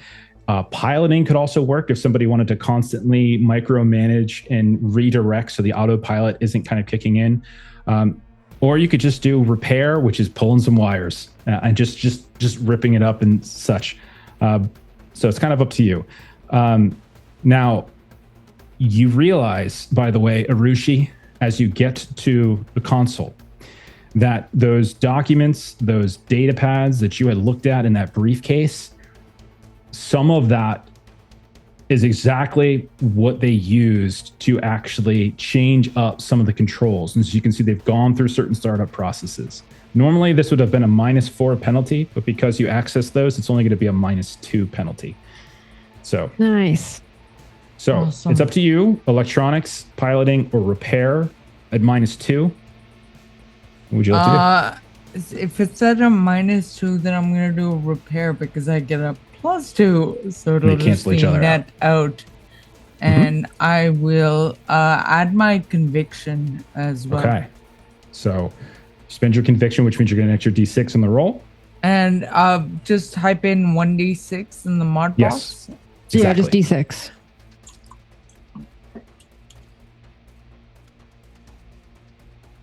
All right. So you get in there, you start trying to rip and pull wires. Oh no, that's a crit failure. And you pull That was a bad the time for that wrong imagery. wire. And you realize that as you do so, like part of the autopilot seems to have kind of locked in. And so whatever you were trying to pull to kind of, or not necessarily the autopilot, but the rerouting feature that is going from this console and sort of directing the pitch angle, and it just locks in, and there's no way to actually fix that. Like there's other things you could potentially do. Yeah. But so let me look up really quickly. I totally forget what a dramatic task critical failure is. Sometimes I think it can be complete fail, but that's not fun. So Oh my gosh. okay, so you're doing so many a. critical failures. Fucking roll for shit. So it's going to reduce. It reduces progress by 1. Oh is my essentially what it is. gosh. Okay. All right. So, unfortunately, this first round, as you get in there, something kind of locks in, and you realize more klaxons kind of start going off, and you can see the console itself is kind of lighting up and like warning you that you pulled the wrong wire. Oh my god! All right, next round. Wow. This is All right, hard. This I'm is gonna really be sorry, hard. guys. I'm okay. really fucking sorry. The good news is you get to go first and try to immediately make up for it. Which I'm gonna try and Here do. you go, here you go. Now, actually, I'm sorry. It was still dealing. It just took a little longer. I actually got a Sorry. joker. I got a joker. Again? That's 2 jokers in a Again. row. That is 2 rounds, Yeah. 2 bad guy jokers. And who accuses me of cheating at GMing? Like, what is this? Seriously, using Foundry. Not even rolling my dice. I'm using Foundry. Okay. I still somehow find a way to cheat in Foundry. Okay. So 3 of the ones that got the joker are the ones that Birdie entangled. So they're all going to essentially make, I'm going to make some athletics tests and see if they can come out of this. So first one is going to see if they can break out of this. And oh my God, don't waste all of them. I rolled really well. So I'm going to say with a 15, he breaks out. And with a raise, I'm going to say that he lends support to his compatriot next to him as he tries to get the next one out. I think that's only fair. I'm not going to say he just automatically gets the second one out, but I think he can lend support is what I'm saying. Okay. So this other one's going to try right next to him. Oh, yep, that'll work. With a 4, so 2 of them come free. And so you can see 2 of them have kind of started to rip through some of the entanglement, Birdie. And then the last one, actually, no, that would have failed because he's technically the -2 would have put him at a 2. So he's actually would have failed. I would only been a 2 on the roll. because he is distracted right. from being bound. The first one's still good though. Yeah, he would have rolled a 13, and then the last one will go. Yikes. Yeah, he is distracted. So let me just go ahead and click that little checkbox. And he also rolls a 1, so he is distracted and vulnerable still. So let me go ahead and put these up. All right, so 2 of them are still stuck in their little problem that they're in. Then one of them on top of the catwalk, right above where Reese is, can't really see Reese. This is the one that was firing previously at Sonnet. Is going to fire down at Birdie instead. So Birdie, this one's coming down at you. Right. And this is a -2 because of the fog stuff? No, not for him. It's only to shoot to the upper, over by the console where Sonnet and Arushi That's right, by the console. That's a 9. So that's going to be a raise against you, Birdie. So let me roll some raise damage here. And then you can tell me what your X toughness is.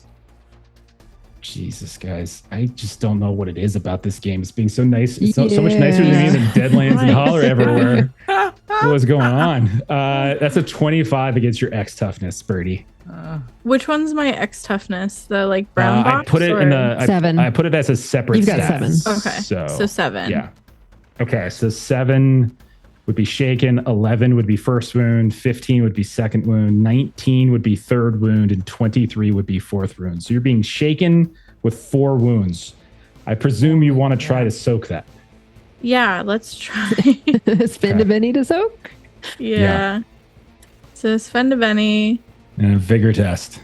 And I'm going to roll vigor. Yeah. Yikes. Oh, there you go. I see a 6. Oh, with a 1. Okay. 7. Did you do conviction last round? I did, yeah. Then roll another d6. Because your turn hasn't come around yet, so I'm going to say you still have it until you come around. Spend it. 5. So a total of 12. So you have a total of 12, which is essentially 1 with 2 raises. So you're shaken with 2 wounds. You soaked 2 wounds. Shaken with 2 wounds. So you're still alive. Okay. That's... Hell yes. I'm almost dead. And then I think that is it for mine. Nope, I got one more who's going to...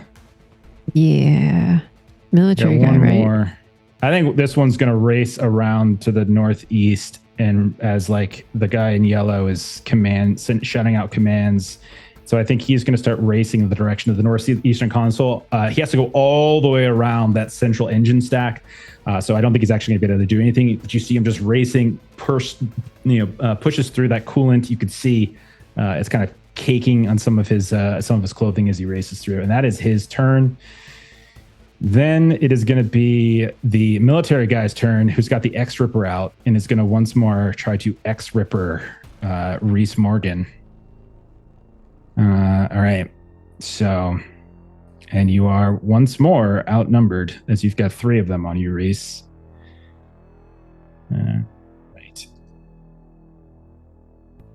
Okay. That's a crappy roll. I'm going to use one of his bennies, and I'm going to go ahead and re-roll that. And there we go. Try it again. That's way better. You guys ever see a D12 explode? No. That's 21 to hit, which means it's a raise. Holy crap. So I'm going to go ahead and roll damage. Again, X toughness. Take a look at your X toughness. 6.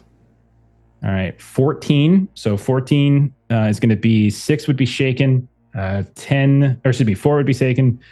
8 would be your first wound. 12 would be your second wound. So shaken with 2 wounds. I'm already shaken at the moment, so I'll Benny to soak what I can. Okay. All right. My conviction is still active, so I'll add that to it. Yep. There you go. Nice. That's pretty good at 10. Okay, so 10 will soak both of those wounds, and then it will remove the shaken since you soaked up both of the wounds you would have otherwise taken. Okay. 4, 8, 12. Yeah. Okay. Math was good. All right. Arushi, now it's your turn. Apologies. I wanted to try to kill your party first. Okay. You got this. Okay, I'm going to do that for you. Start of your turn. you need to spend a Benny if you want to keep your conviction Yes. for this round. Okay. Yes. let's go So do I'm that. gonna do that first. right. And can I give you another repair roll or? Absolutely. You keep doing the same thing, or you can switch it up if you want to try electronics. But if repair is your best roll, we're flavoring It it. is. Oh, yeah. Yeah. So for just keep sure. rolling that. Yeah. Oh, you know what? What? I'm just gonna go ahead and just put my glasses up a little higher because you ghosted over here. You are trying to interact with a machine that is ghostless. So I think she gets an interaction penalty, in fact, because she's not in her physical shit. form. Okay. So go ahead and just put these up like right up here, nice and tight. So it is a -4? It is not a a minus- -2? It would have Yeah. been -6, but now With it's -6. Yeah. Yeah. So it's -4. I mean, you which could is fail +2. last time, so it wouldn't have mattered on the first one. Didn't make a difference.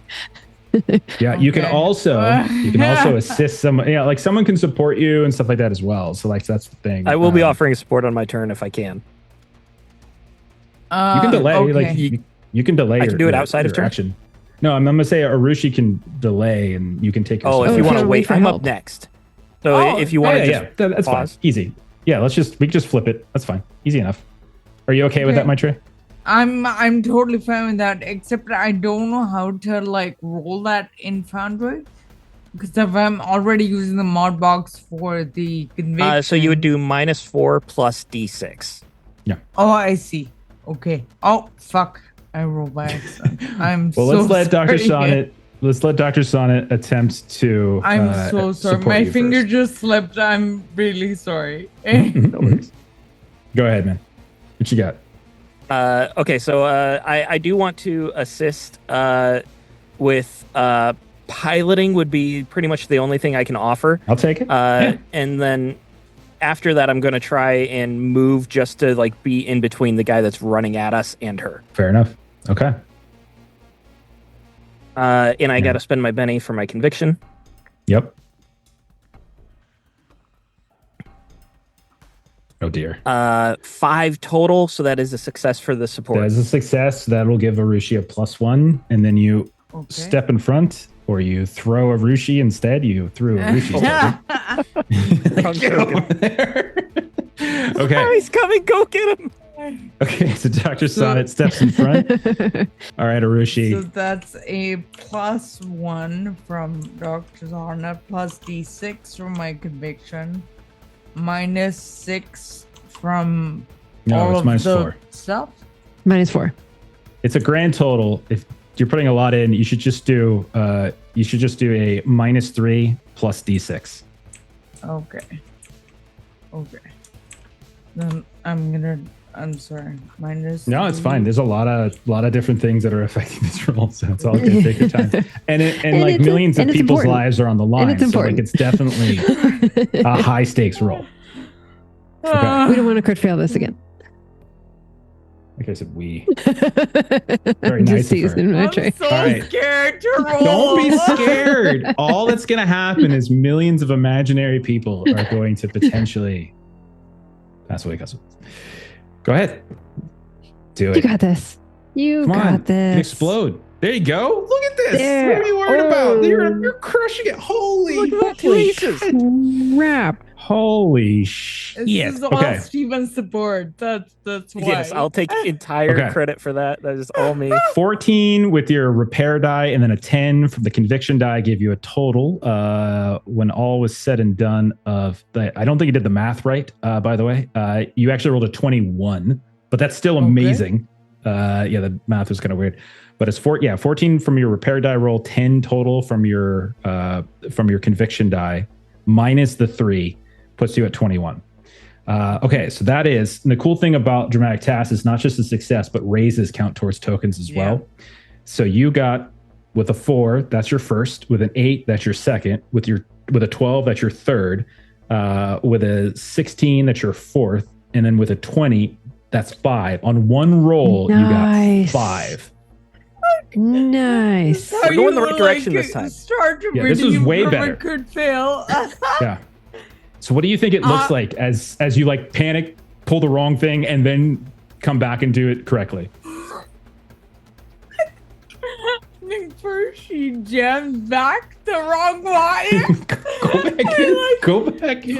Pulls off her heart locket that has the picture of her wife and her kid in it, and uses that to connect the two pieces, and then continues on with the rest of the stuff. Okay, beautiful. You just wrap that around. Maybe the locket like opens up ever so slightly, and as you move to a different section of the console, we just see the picture like actually kind of show up, like they're watching over you. Okay. Aww. Wonderful. Okay, it is now the bad guy's turn. You heard the name Flap referenced, some of you. I think it was Birdie and Reese maybe heard it from Stolly. And it's at this point, I think he is going to... what's he going to do? You know, I could be kind, but I always am. So instead, I'm going to do the opposite. It's something about Savage Worlds brings the worst out in me. It really does. Makes you savage. It does. It's right there. It's right in the name. Actually, I won't have him walk all the way up, but I'm gonna have him walk around the console that he was at, and he's gonna fire through the this coolant that you've dropped. He's gonna fire a blast of this energy in your directions, and I am going to spend. I'm gonna spend extra power to do an area of effect to try to get both of you. I know you stepped up to intercept one of these guys chasing after the console, but he can do AoE. Yeah, I didn't move that far from her. Yeah, exactly. So he's going to try to launch this over at the console and hit Dr. Sonnet and Arushi. And he's going to do this. This is going to be a -1 on his roll because of the difficulty to see through the coolant leak. And then a +1. You did say it was -2 before. Did I say it? Did I say -2? We can play the tape. Yeah, no, I believe you. No, the tape says -2. No, okay. -20? I'm sorry, the tape said -20. Well, I really feel like you're dating yourself when you keep saying tape. Like, where's this tape that you're talking about? He's still thinking about Magnus Archives. And yeah, really. Right? All right, -2. Okay, so let's go. So he's going to give that a roll. All right, here we go. That is going to still hit. Okay, that's still going to hit. And then I'm going to go ahead. I didn't get a raise. I'm going to let it go. So I'm going to go ahead and roll damage now. So I spent... All right, I'm going to fire this over at you. Oh my God, that damage roll sucks. That's 8. What are your all's X toughness? Varma and... Does my protection still stay up, Melissa? How long does that last? It is 5 rounds, I believe. Okay, right, so my toughness is 9 then. Nice. My X tough is 6. Regular tough is 9. Okay, so your X toughness is gonna get breached, so you're gonna be shaken, Arushi. So you're shaken. Go ahead and throw that on you. So the console just kind of explodes. Like you're like you can see the swinging bit of your locket, and then suddenly there's your head kind of bangs against the other side of the console, and you just get a little woozy. Okay, so you're shaken. Then it's going to come to Reese. Reese, you've gotten surrounded. You've run out. You got towards like as Sonnet and then Ray kind of jumped out of this vent. You managed to snap in right next to Sonnet, and you chased in to try to like draw some people towards you. You got to the nearest console, but now there are 3 people who have effectively surrounded you. Including one guy who has a big X Ripper in his hand who's been slashing away at you. What are you going to do, man? All right, Mr. X Ripper. I'm going to take you down. Call me Travis. I've got the You have best, to say that. got the best next tech on board. Your plans aren't going to succeed here. And I'm going to swing at him with my own X sword. That a boy. Go for it. Oh, Yeah, he is capped too, by the way. So if you did have a preferred weapon that wasn't an X weapon that you wanted to use, it would be effective against him too. I'll spend my Benny to keep my conviction as well. Okay. Good. Do you have any bennies left? Cool. No, that's my last one. Yeah. Yeah, it is. Yeah. Yeah, it is. Oh dear. Oh Okay. dear. Oh, I didn't see any aces. Just a 7. Okay. You swing in, and as you kind of like try to taunt him, and you're like the best X gear, you just see as the X Ripper just sort of like rotates in his hand faster than you think possible, and you're not sure if it's his physical reaction or if it's just the next tech actually moving, and he blocks it and parries as he has a parry of 8, and yours, Hey. and your shot doesn't go through. That's pretty good. Yes, it is. Okay. We're going to move over then to Ray. You're up on the catwalk.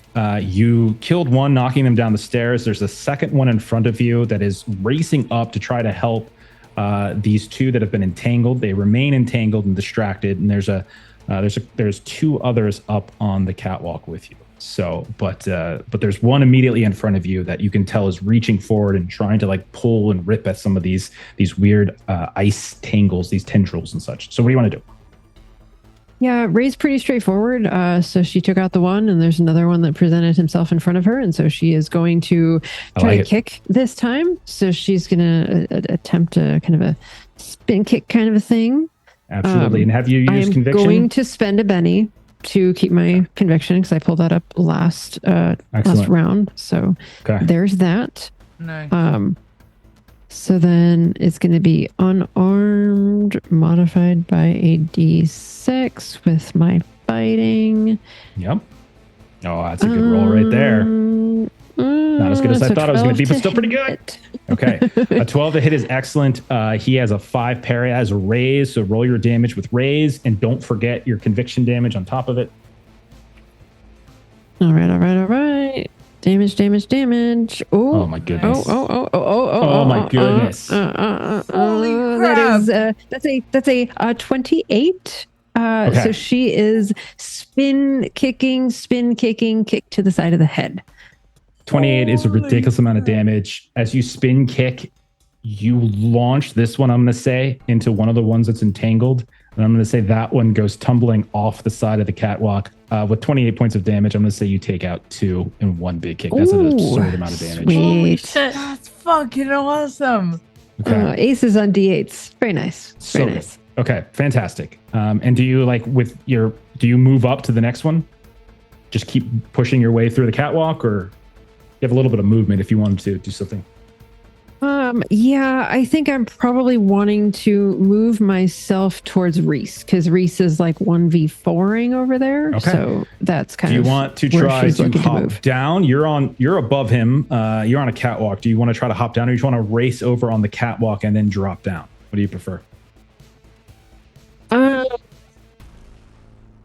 I would race over on the catwalk so that I can drop down.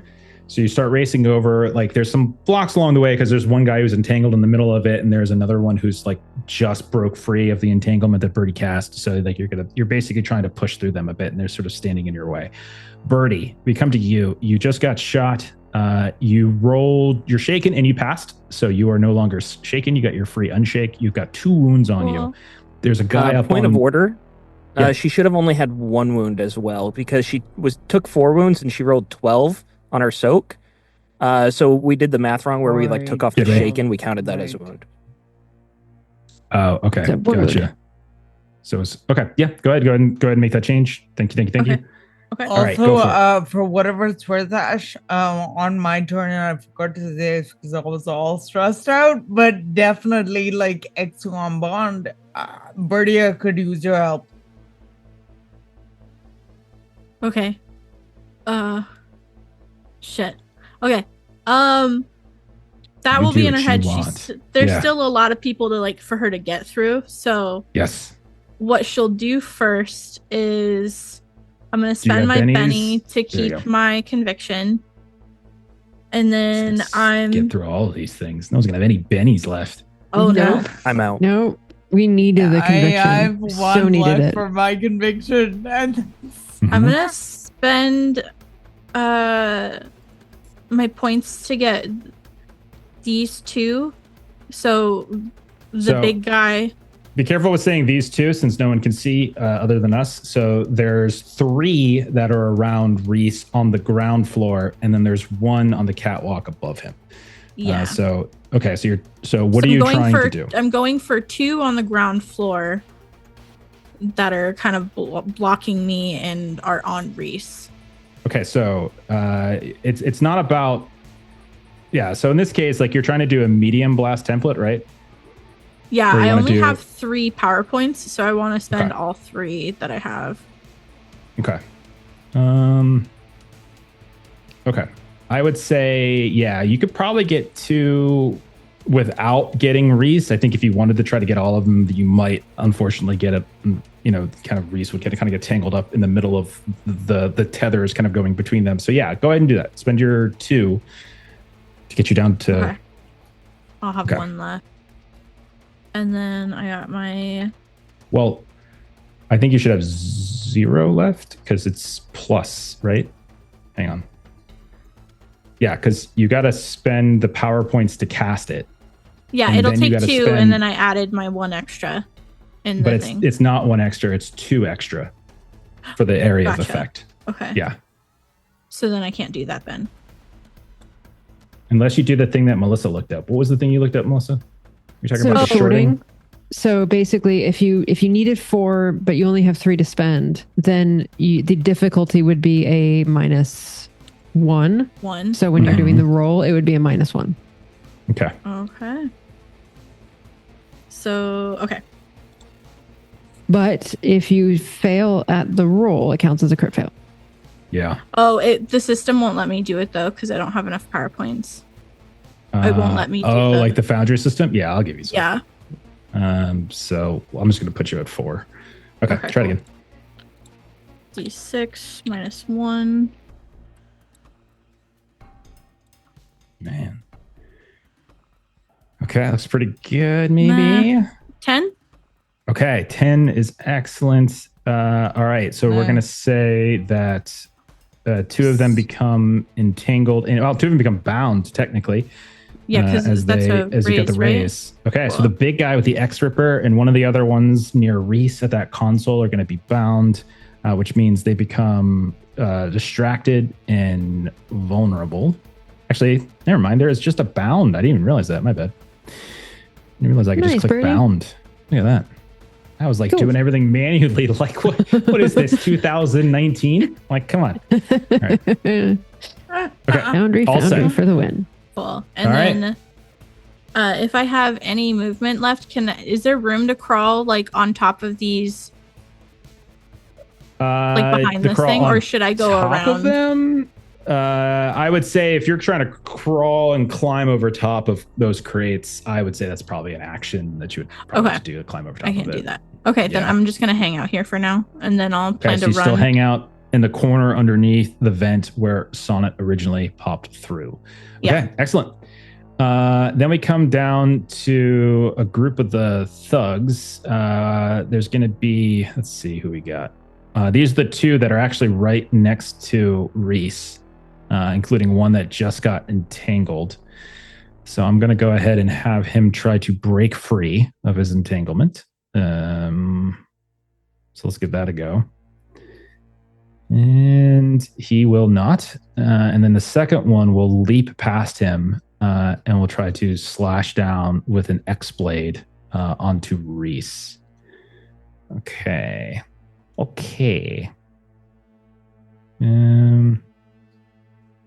right. Reese. I don't, man, this game just does weird things to me sometimes. That's an 11 to hit. Okay. Nice. Oh dear. And what is your parry? 5. Okay, so it's going to be raise on the damage. All right. Okay, so this is going to be a total of 7. What is your X toughness again? I know I keep asking, but I'm never. It's 6, remember. So I'll take a 1. All right. It's going to be shaken. Yeah. Okay, you back to shaken. And that is the end of that round. We come to a new round. All right, so let's go through this, whatever it is that. We got a Joker. We got a Joker. I think someone got a Joker. We got pennies. Birdie got it specifically. So everyone who's got their bennies, the system automatically does it. Yay. Birdie, you're also going to have +2 to your trait rolls because of the Joker this round. It should calculate automatically. The Foundry system does calculate Jokers automatically. And it also means that you can go, Birdie.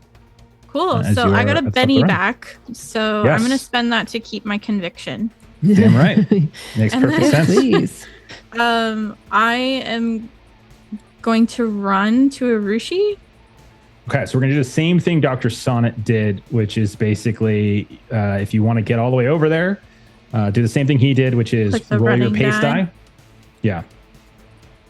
2, so 7. Okay, so yours, you're a little bit slower, but I'll say you can kind of get somewhat over. He rolled a 10, and that got him all the way to the console. I think 7 is fair to say. You come up just a bit short. Okay. And then I would like to assist Arushi with her next roll. You want to try to support? Yeah, like encourage her kind of thing is what I'm thinking about, if that's possible. Encourage her. Or I don't know how that would translate. Yeah. I'm thinking kind of like One Ring rules where you... That's a different system, Ashley. That is totally different. So you didn't It's really a make huge- it all the way there. So I I did kind of not. feel like since you rolled pretty low on your pace die, and we said you didn't make it all the way there, describe to me what you're doing, and then maybe we'll sort something out. Maybe what she would be doing is so Arushi and her we were going to this museum, and we were going to review it because we were You're super here. excited.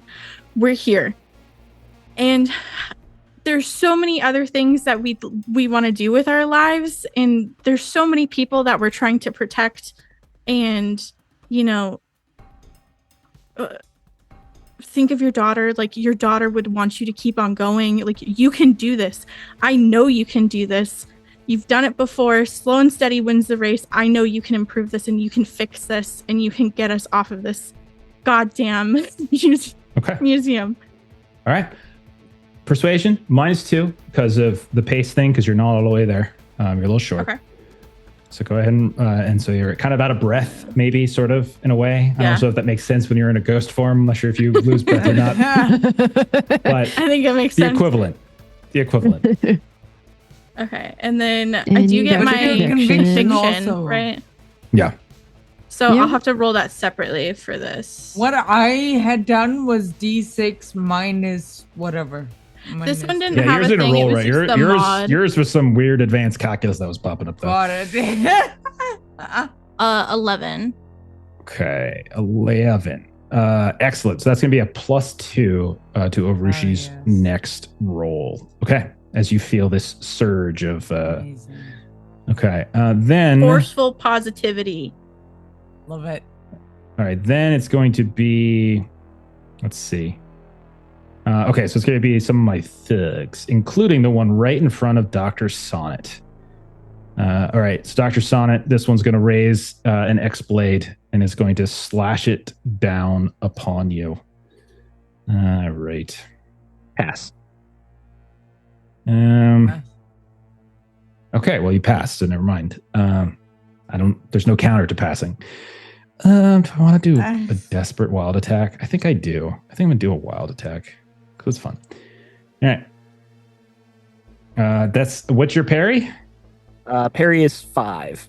All right, I rolled a 6. So that's going to be a hit. Regular damage, though. So nothing special there. Okay. Come on.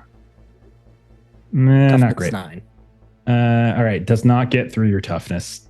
So slashes down into you. It gets underneath whatever attempts you make to parry, but you're able to move your body in such a way as it more kind of glances past it as opposed to taking a full strike. You feel the force of it, this kind of blunt feeling, but it doesn't seem to kind of cut through.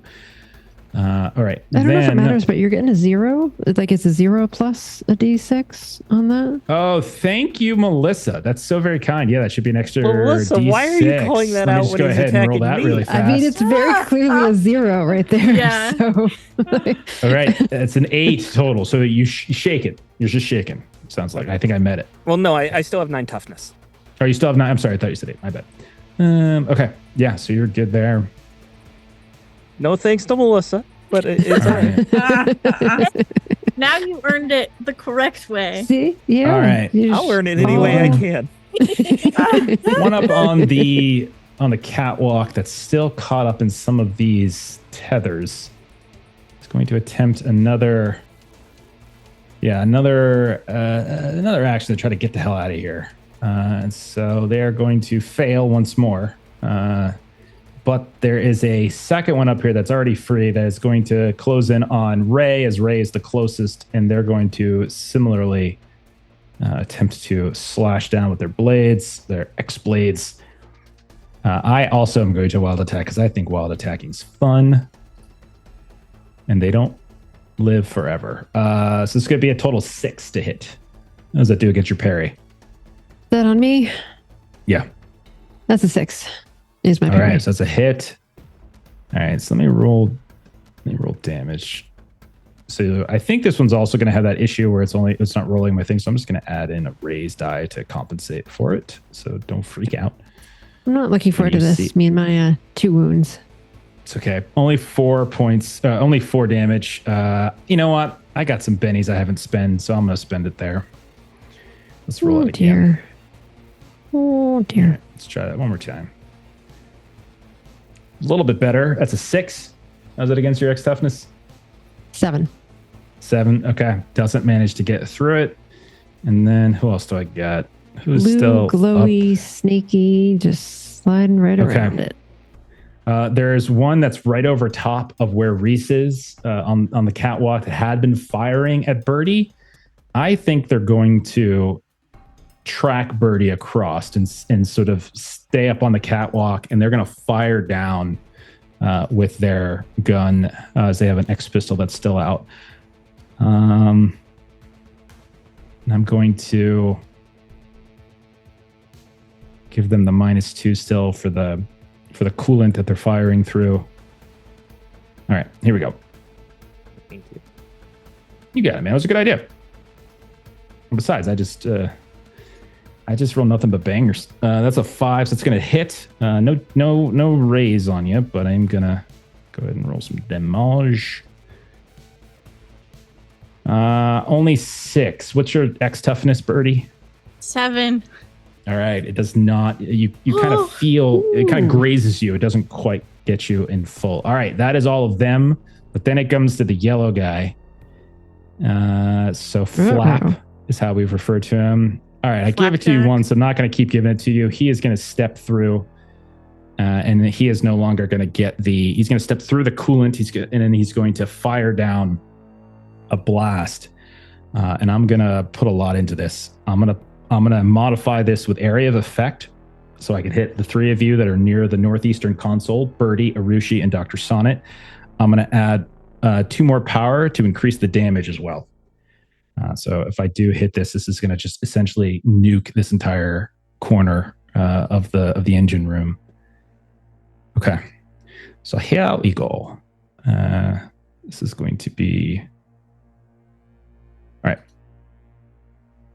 All right, that is going to be a raise, I think. All right, so it's going to be a raise as I rolled a 9. So to everybody in that little corner of the room, Arushi, Birdie, Dr. Sonnet, that is going to... Birdie just got there. You were safe. I mean, you guys are trying to undo a very difficult thing that they managed to try to pull off, so they're going to try to just blow you up. So here we go. They're bad guys.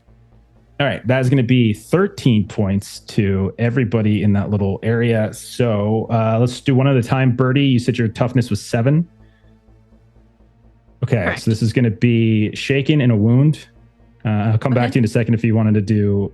If you want to do, actually, no, let's just do it now. Do you want to? I don't have any bennies. I don't have any. Okay, so you just take it. Arushi, what is your X toughness? 6. All right, so 6 is going to be same thing. It's going to be shaken in a wound, but you are already shaken. I'm already shaken. Okay, so I think that means, is that 2 wounds? Hang on, I always screw this up. This is the one I always screw up. When someone's already shaken. Hang on. Okay, if the victim is shaken, 1 wound and remains shaken if the victim is already shaken.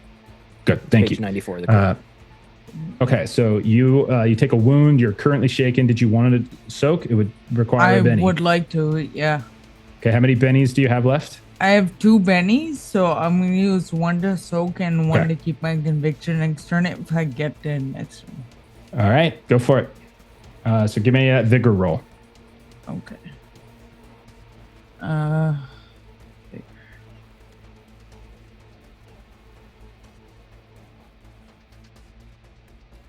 Oh no! 3, that's not enough. Okay, No. so you Damn. are still shaken. You still have a wound, but you could potentially unshake at the start of your turn. You still get a free shot at that, so it's not like that might matter. But you still take the hit. Spirit or vigor? Vigor is for soaking. Spirit is for shaking. Okay. Okay. So that was Flap, and then the big guy who just got bound, the guy with the X-Ripper, and has been sort of trying to hack away at Reese. He's bound by Birdie's stuff, so he's going to attempt record, I am shaken in a wound as well. I'm not soaking. Oh, I'm sorry. I completely skipped you, didn't I? Yeah, Okay. it's fine. But I'm just going to take it. Gotcha. Okay, so this ball of Nex energy just erupts, and you just see like each of you kind of gets like your ghost or like temporarily kind of like destabilized. You see this kind of like classic old like VHS flicker for a moment, and back where your sleepers are, there's probably where that is some kind of wound or residue, and sort of the same way. Dating yourself with VHS reference. Okay, as we're talking about 8 tracks in chat, 8 tracks and cassettes. The guy that's on Reese is going to attempt to break free of this this binding. This is his only thing he can do. This is his action. So here he goes. He's got much better abilities than the other guys, but he still fails. I'm going to use one of his bennies to try that again. He's got his own. He's a wild card. I rolled a 2. Not a crit fail though. And I think I am good this time. Yeah, second time around I'm good. So it's a 9. So he breaks free and is no longer bound or entangled. Okay. So he is torn through and torn free. And then we come to Ray. Ray, you're up on the catwalk near where the vent opening was that you first came in at. There are 2 that are next to you. One is tangled up in these ice vines that Birdie uses to keep people in place. Another one had just wildly swung at you and seems slightly off balance. Beyond them, you can see one is shooting down from the catwalk towards where Birdie has raced across the room in the direction of where Arushi and Dr. Sonnet have been at a console. Ray, what would you like to do? Yes. So would I need to kind of take care of these still entangled ones before I can try to do anything with one of the ones that like the one that's on the catwalk above Reese? Only if you care about narrative continuity and playing for story. Well, we don't. So do whatever you want. I mean, you're on Adventures in Lollygagging, so I presume you are. I think.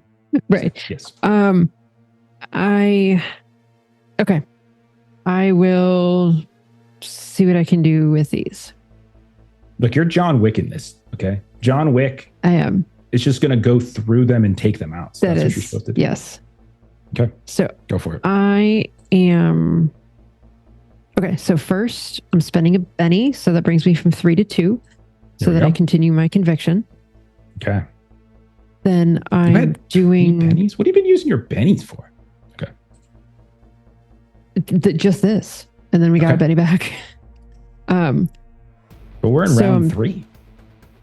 So you should have used 2 bennies. I popped conviction in round 1, spent a Benny in round 2, spent a Benny in round 3. That's a good point. You got it. And then, okay, so I'm just rolling this straight. There's not going to be anything. Well, there's here. there's two in front of you that are vulnerable. So they're essentially you're getting a +2 to attacking them. So that 11 is now a 13. It's now a 13. Okay. Yeah. So go ahead and roll your damage. With raise. 11 and 13 still a raise other way. So yeah. So raise damage and the D6. Don't forget, by the way, the conviction. Don't forget that you all can take multiple actions on your turn. It's just you declare it at the start of your turn. It means all the actions that you're taking are have penalties. negatives. So you're not limited to just attacking once, right? Like you could choose to, but you've already rolled. So yeah, I would ask you to re-roll if that is your decision. I'll stick with this. We'll see how that goes. Okay. That goes 21. Okay. I'm gonna make a deal with you because I gave you one for free already, and I feel like I can't do it again without wanting something in return. Understood. Give me one of your bennies, and I'll say you can take out both of them in front of you. Oh, A Benny to take 2 out. Yes, it'll leave me with one single solitary That's all you Benny need. for whatever all you need. I need. We're almost But at the end so of the fair. game. Yes, take 'em with I you. will, of course, spend the Benny and take both of them out. So she runs along the catwalk and she looks down and she's got 2 fists and there's 2 faces that need punching. And so just punches both of them. Amazing. Just okay. And that's what you do. Okay. Do you race down to the end of the catwalk where you're above Reese? Or do you like, so you basically have a choice now because the catwalk has like an intersection. Do you turn and try to attack the one that's shooting down at Birdie? Like, is that where you're going to race towards? Or are you going to still race and try to go help Reese, which means leaving this one to basically free fire down at Birdie? Oh dear. Like Reese has been soloing over there and that seems Like a boss. concerning. Yeah. I'm fine. Okay. Then she's going to go down by the one that's shooting at Birdie. All right. So you leave Reese to die. Got it. Okay. Long thrives on it. We all know it. It's true. All right. We come to Arushi. So it's Arushi's turn. Let me go ahead and move it to you so that you can do an auto. Actually, I'm sorry. It comes to Reese's turn. Okay. The tracker kind of went a little weird. All right. So Reese, go ahead and roll a spirit test to see if you unshake. You get a free one at the start. Oh, yeah, of your turn. right. I'll spend a Benny to save my conviction again. Okay. You might want to wait. Well, no, never mind. Go ahead. Do your thing. Right. And then I'm going to spend conviction this round anyways. So then he'll get the conviction on the roll. I got you. Yeah. Spirit.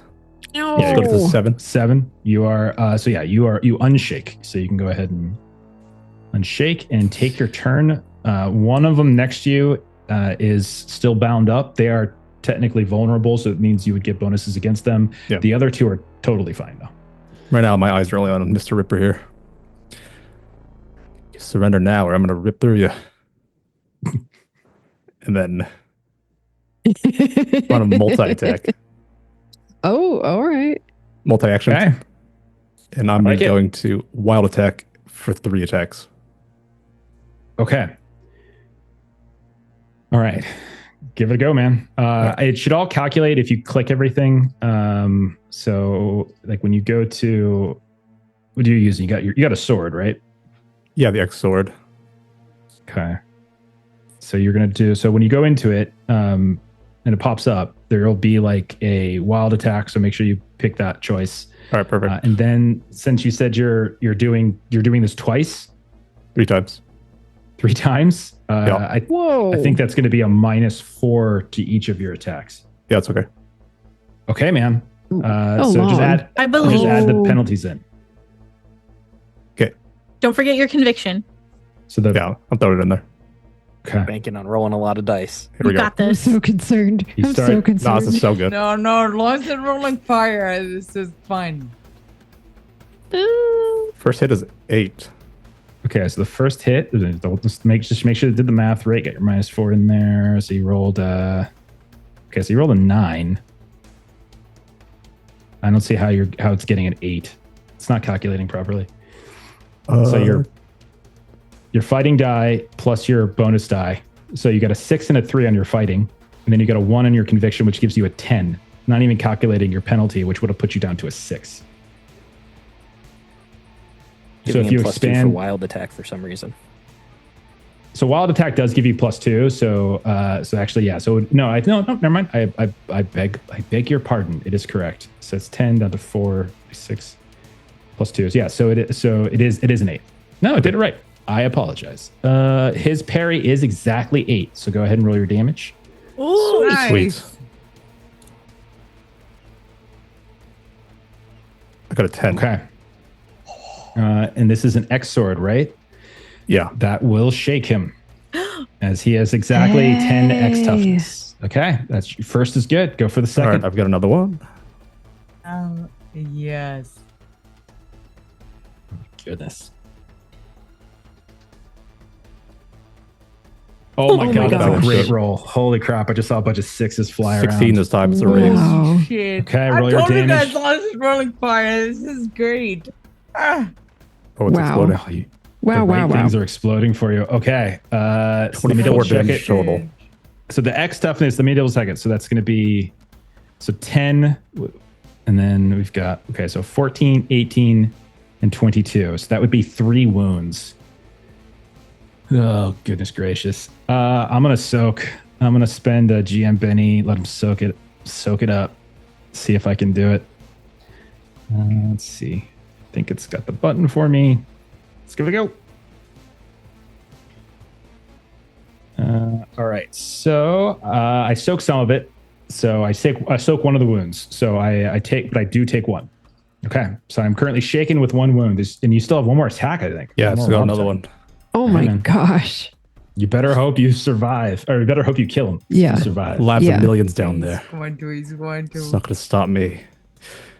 And he says, "There's lives of billions. It's not just this planet." Go ahead. Okay. Yep. Okay. Is that what you say back? That's what Reese says. That's what he says back. Oh, Just took man. that too. It's a 12. It's a raise again. It's a 12. It's Raise. another raise. Wow. Juan gets it. He's figured it out. He's cracked the code. I guess. Or I My have radical streets at some goodness. point.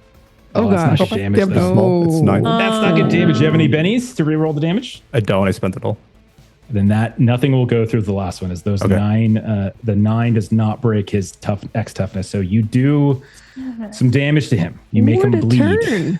turn. But he is still up, and he is now really pissed. And then we go to Arushi.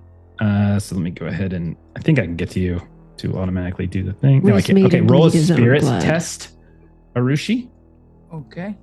And are you doing the same thing like Reese did and spending a Benny at the start? I am. Okay, so I think you're out now as well. I am. All right. That is my last penny. And I'm going to first roll my spirit with a d6. That's right. And that's an As a 8. success. Okay, so you do in fact unshake. You can go ahead and unclick your shaken thing on your Cool. sheet. Do I Nice. also get rid of the wound or no? No, you're wounded. Mm. Gotta get healing on your body for that. Yeah, Okay. no, I'll deal with that later. I'm gonna roll my repair again. It's +2 from Birdie, -4 from the interaction, so -2 net. Is that Yep. right? That sounds right to me. That works out. And I'll roll my conviction separately because it fucked up last time. Okay. So I'm just rolling with the -2 That's- first, which is That's a at least 5. one. Okay, that's a success so far. So if you get a 3, you can get a raise on this. Oh fuck. Unfortunately, I got you're up a to 7. Okay, so a Aw. total of a 7 on the roll, which is still a success, which is still an extra token. So you're Question? yeah. since she read the notes and stuff, the first time you said it was instead of a -4, it was a -2. Would that still apply this round, or would it still be the -4? It's the whole time. We're taking that into account. Okay. Yeah, it's taken into account. She's got an interaction penalty because she's in her ghost form. So wouldn't using the I just console. negate the interaction penulty? Let me walk you through it. So Oh, I apologize. normally- Yeah. No, it's all good. There's a lot. Yeah. Like I said, there's a lot of different things going on. So Yeah. but the math in the end, I think is right. So, but still a success. I totally forgot about the ghost thing. Okay. So we've got 1 round left to get 2 additional tokens.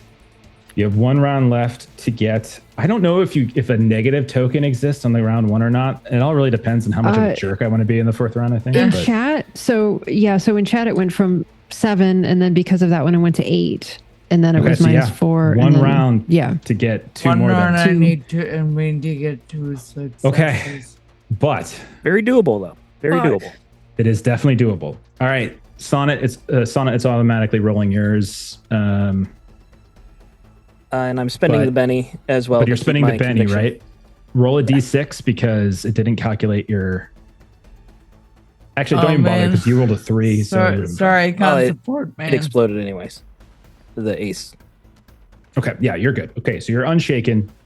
You got 1 wound. One of them is in front of you. Took a wild attack. Looks a little unstable. You see this man step through the coolant, launch this giant next exploding bit of energy that kind of rattled through the 3 of you.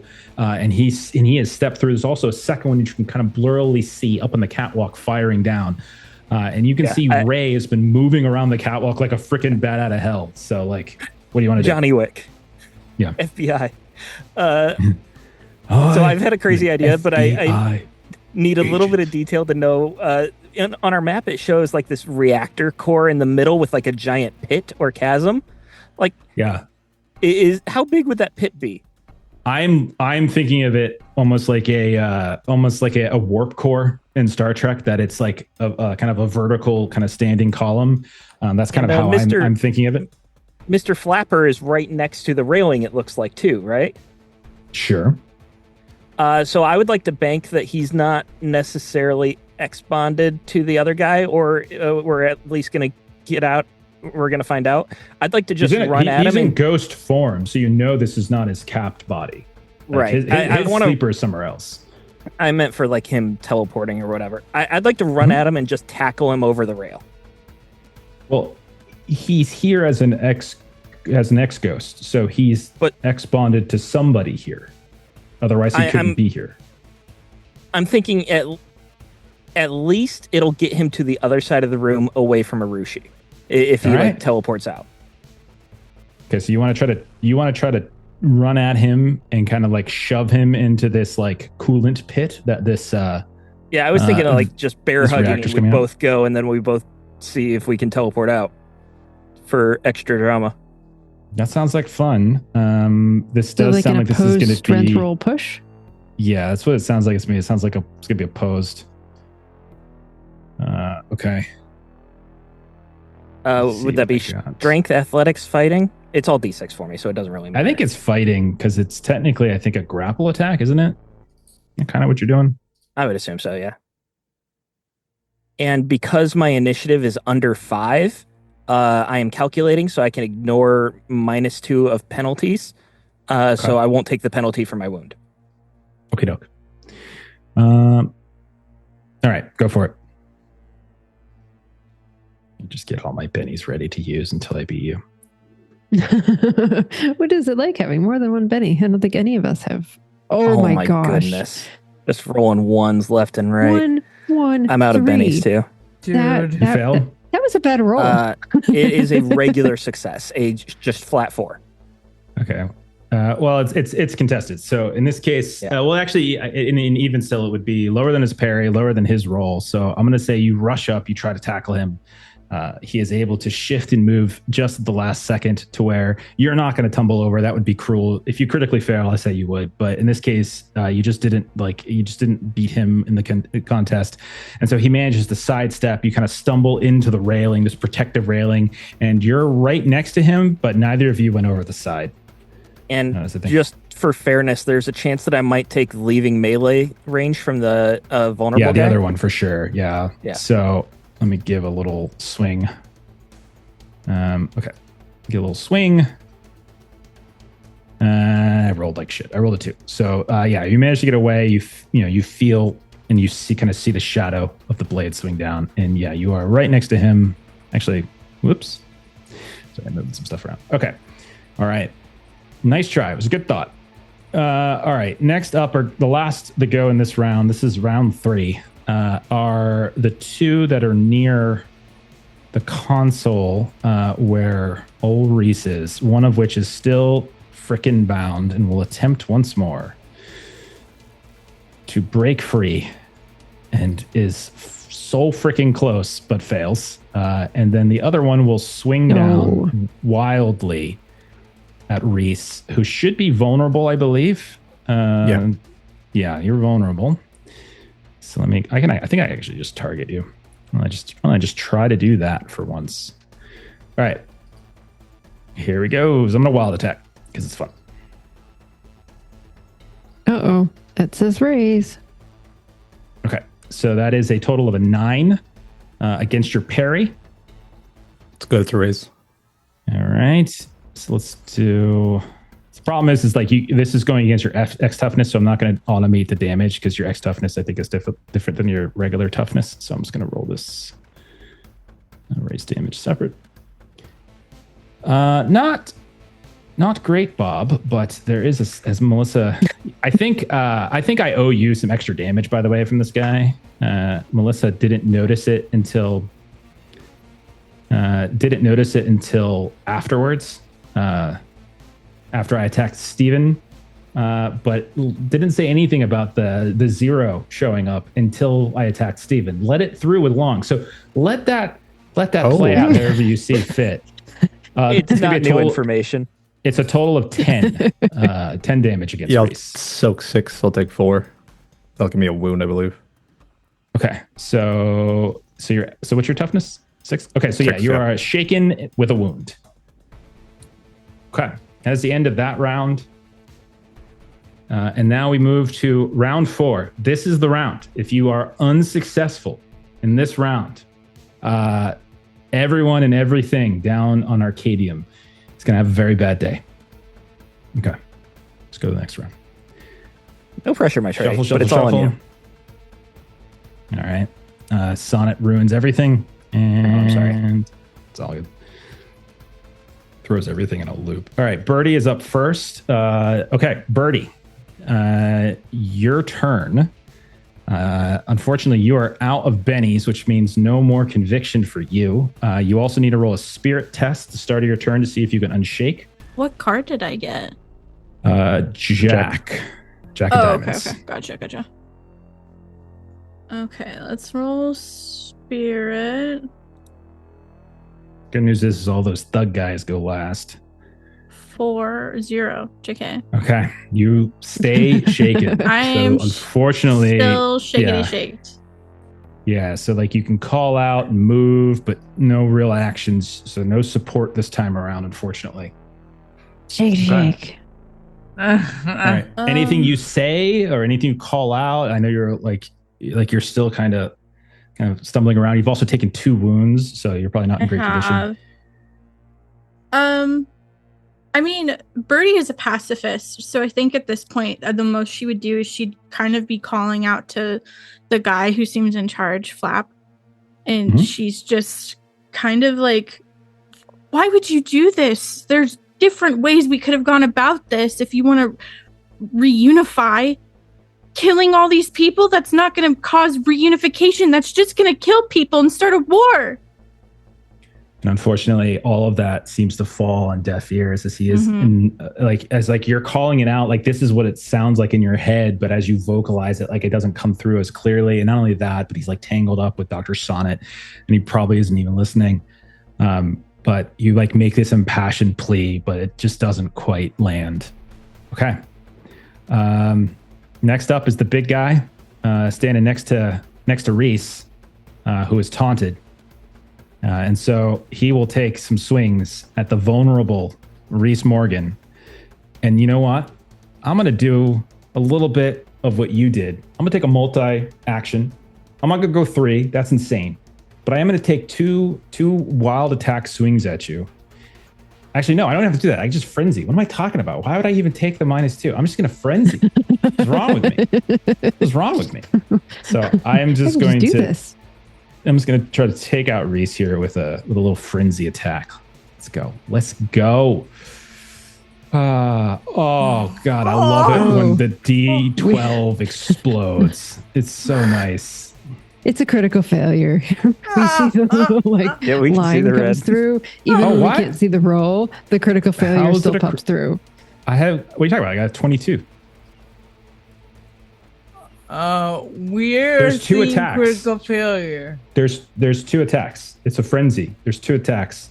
First one is a 22. The second one is a critical fail. So the 20. Got it. So I don't necessarily know if there are rules to order of operations with the frenzy. Let me double check to see if it's in the rules here. That was resolve each separately. So the first one's going to hit, and the second one will be a critical fail. But the first one's going to hit. Not too hard, please. Don't tell me what to do. Oh, Reese. Tired of you people telling me what to do. Oh, Reese. Let's see. That's going to be a 13 points of damage. What is your toughness again? Your X toughness? 6. So I'll take 7. So that's okay. So it's another wound for me. Another wound, and you're shaken. And then his critical fail will happen. And I'll say his X Ripper kind of shorts out at this point. It's kind of kind of yanks back into the small little implant in his hip. And okay, man. It is then your turn. And it tried to auto. So it does. So these things, auto tries to unshake, and you rolled 2. Do you have any bennies left? Oh, no. So I failed. Okay. So yeah, you are in a daze as he's hacking and slashing. You are literally on the ropes here, man. Okay. What kind of free actions could I take? That's a great question. I think you can move while you're shaken, but you just can't do an action like a attack or an interaction or anything like that. I think you'll take movement up to your pace. Okay, I'll go ahead and just do it. Yeah, you can't do the running thing, but I think you can just move away. But if you do move away, you are moving out of melee, and there's 2 people here that would swing at you. Bit of performance anxiety, Ripper, and I'll move away from him. Okay, he's gonna swing then. I think. Actually, no, he can't because his thing. I'll say is critical fail. It meant his, but there is someone else here who will. And so they will go ahead and try. Okay, so as you move away. All right. And they're going to attempt to swing at you. It is a total of 4. What's your parry? 5. It misses. Okay, so he swings, the console kind of clips it, and you get away. Okay. Then, so you step away.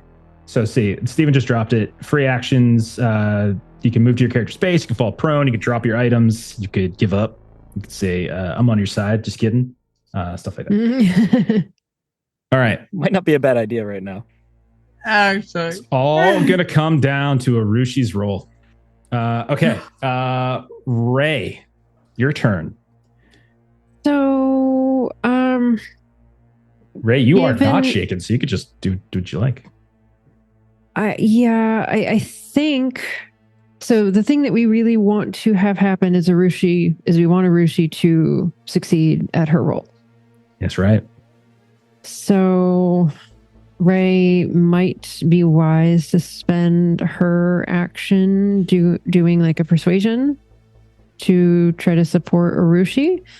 That may not be possible. I'm way up here and totally fine. Okay. So I know you can do it ex-bonded, but I also feel like we have to be a little fair here and Sure. So there's somebody up on the catwalk, right? So there's someone. You're right next to somebody. Yeah, you're right next to a person who's firing down at Birdie. He hasn't gone again yet. I'm gonna kick him. I'm gonna try to kick him. Okay. So kick him. I am going to spend my last Benny because it's my turn. I'm spending my last Benny to maintain conviction. Okay. You all have none left. I have 100. I don't think that's right. I probably have fewer than that. But I've got some. No, I have 100 too. That makes sense. I don't think so. So I have. right. So I just have the D6. I don't think there's anything else going into this.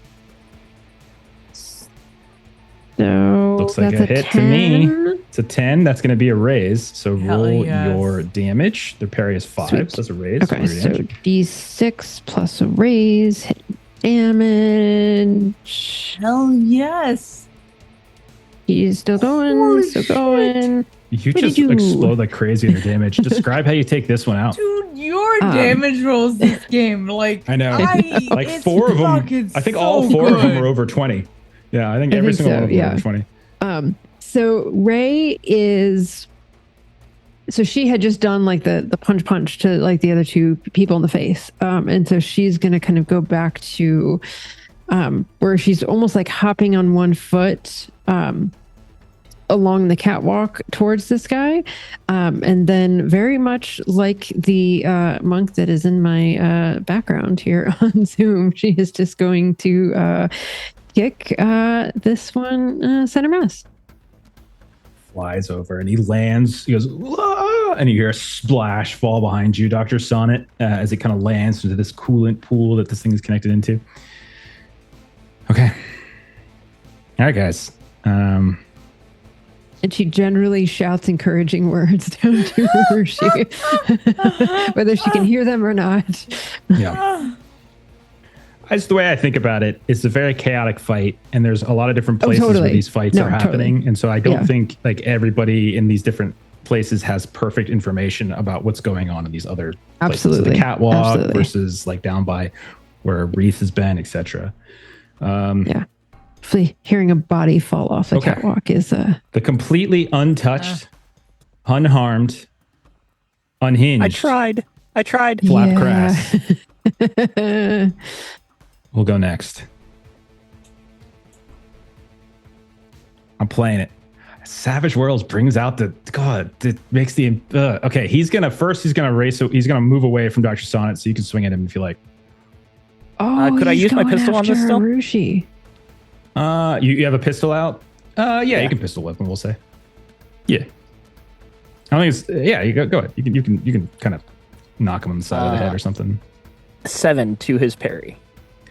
And his parry is exactly 7. So you can roll damage as you do that.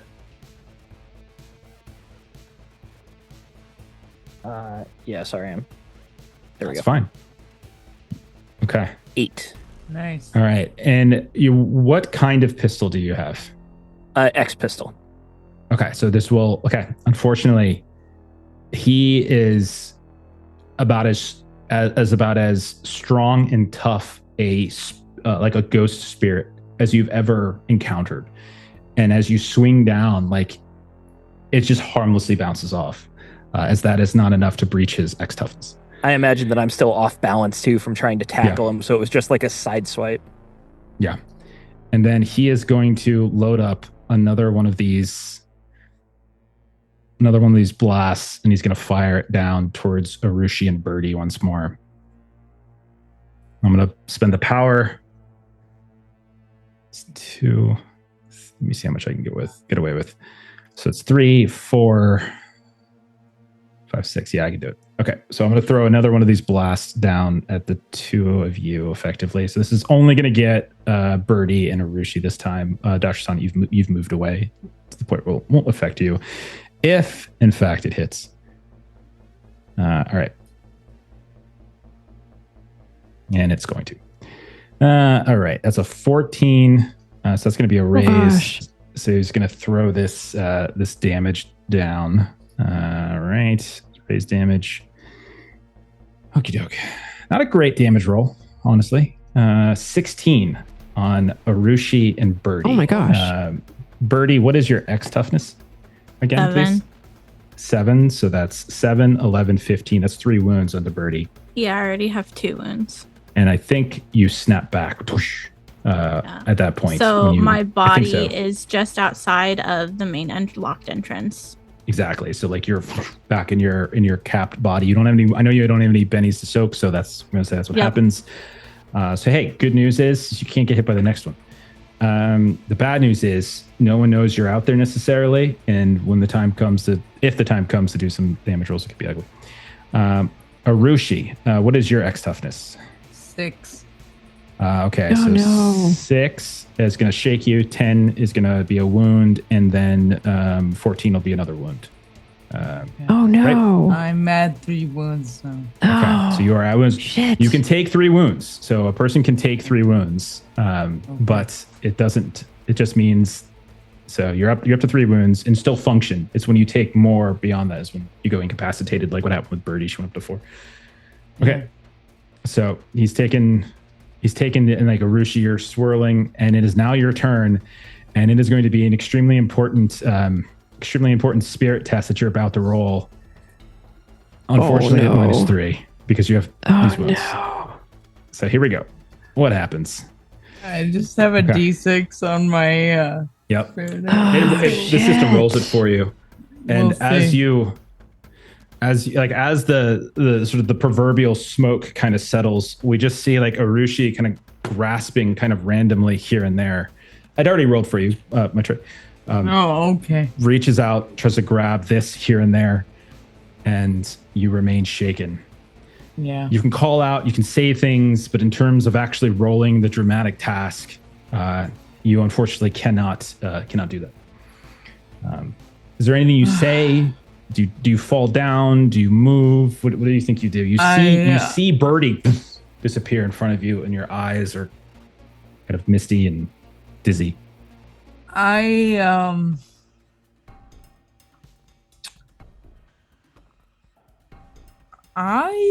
am gonna. Can I bamf, or do I have to stay where I am? Snap back? Yeah, you can snap back. Yeah. Okay. So I think I that don't see normally why. takes an Yeah. action. Does it take an action? Okay, if that takes the action. If you're then choosing to then, do it. yeah, if you're choosing to do it, because it was Birdie did because it was automatic because she became incapacitated. Then I think she falls to her knees and Okay. kind of gasps. So you just knowing fall that down. This is probably it. You can see it. You can see the console blinking. You can see the pendant with your it was wife and was it daughter? Is that what you said? Wife and daughter. Just yeah. swaying as you had used it to kind of tie off one of the cables, and it's just hanging above you. All is not lost, everybody. There's still one more person on your side to go, and it is Dr. freaking Sonnet. It is Sunny D. Mm. Right, let's He do is this. Let's do this. Within range of Yeah. that console. He could race over and do it. He will have to potentially defend against an attack, but he's got a chance. You look Dr. over. Sonnet was looking at Flap, who left, and he was about to chase after Flap, but then he saw the blast happen. He sees Birdie bamf away. He sees Arushi just like shaken, not able to put those final few wires together. It looks like it's almost there. And he turns away from Flap and runs towards the panel. Okay. Accruing Let's see how this attack a goes. swing by this guy. Okay. You still have your protection from me. That is a 2, so you are good. Okay. Is there a case I could make for science on this for a repair? Would that make sense? I'll take it. Sure. Okay. I'll take So I don't have conviction anymore. It's straight science. I So do just give still up have now then. I do still have calculating, which means I get to ignore the -1 from my wound. Hell Okay, so yes. let's walk through the negatives. You have -2 because of the interaction penalty. Okay? Because you were a ghost and you were interacting with a physical object. -2 from just the confusion of these old retro controls. Okay? So that's -4 from those 2 things. And so how does that I also never read the schematics. Does that count? I'm fine with saying that you all can Okay. communicate that. It's fine. So -4, and then I've added in a plus. I get to ignore up to 2 negatives. So So I'm putting +2 -2. in there as well, which will counteract the -1 that gets automatically added for my wound. Okay. Yeah, because So the shield will do that -2. one automatically. So you're at -2 from And then with your wound, I think it's actually going to be a -3 total. Yes, that should be correct. Okay. So we'll see how this goes. You got this, man. I got this. Millions of Yes, people. you do. Not ace.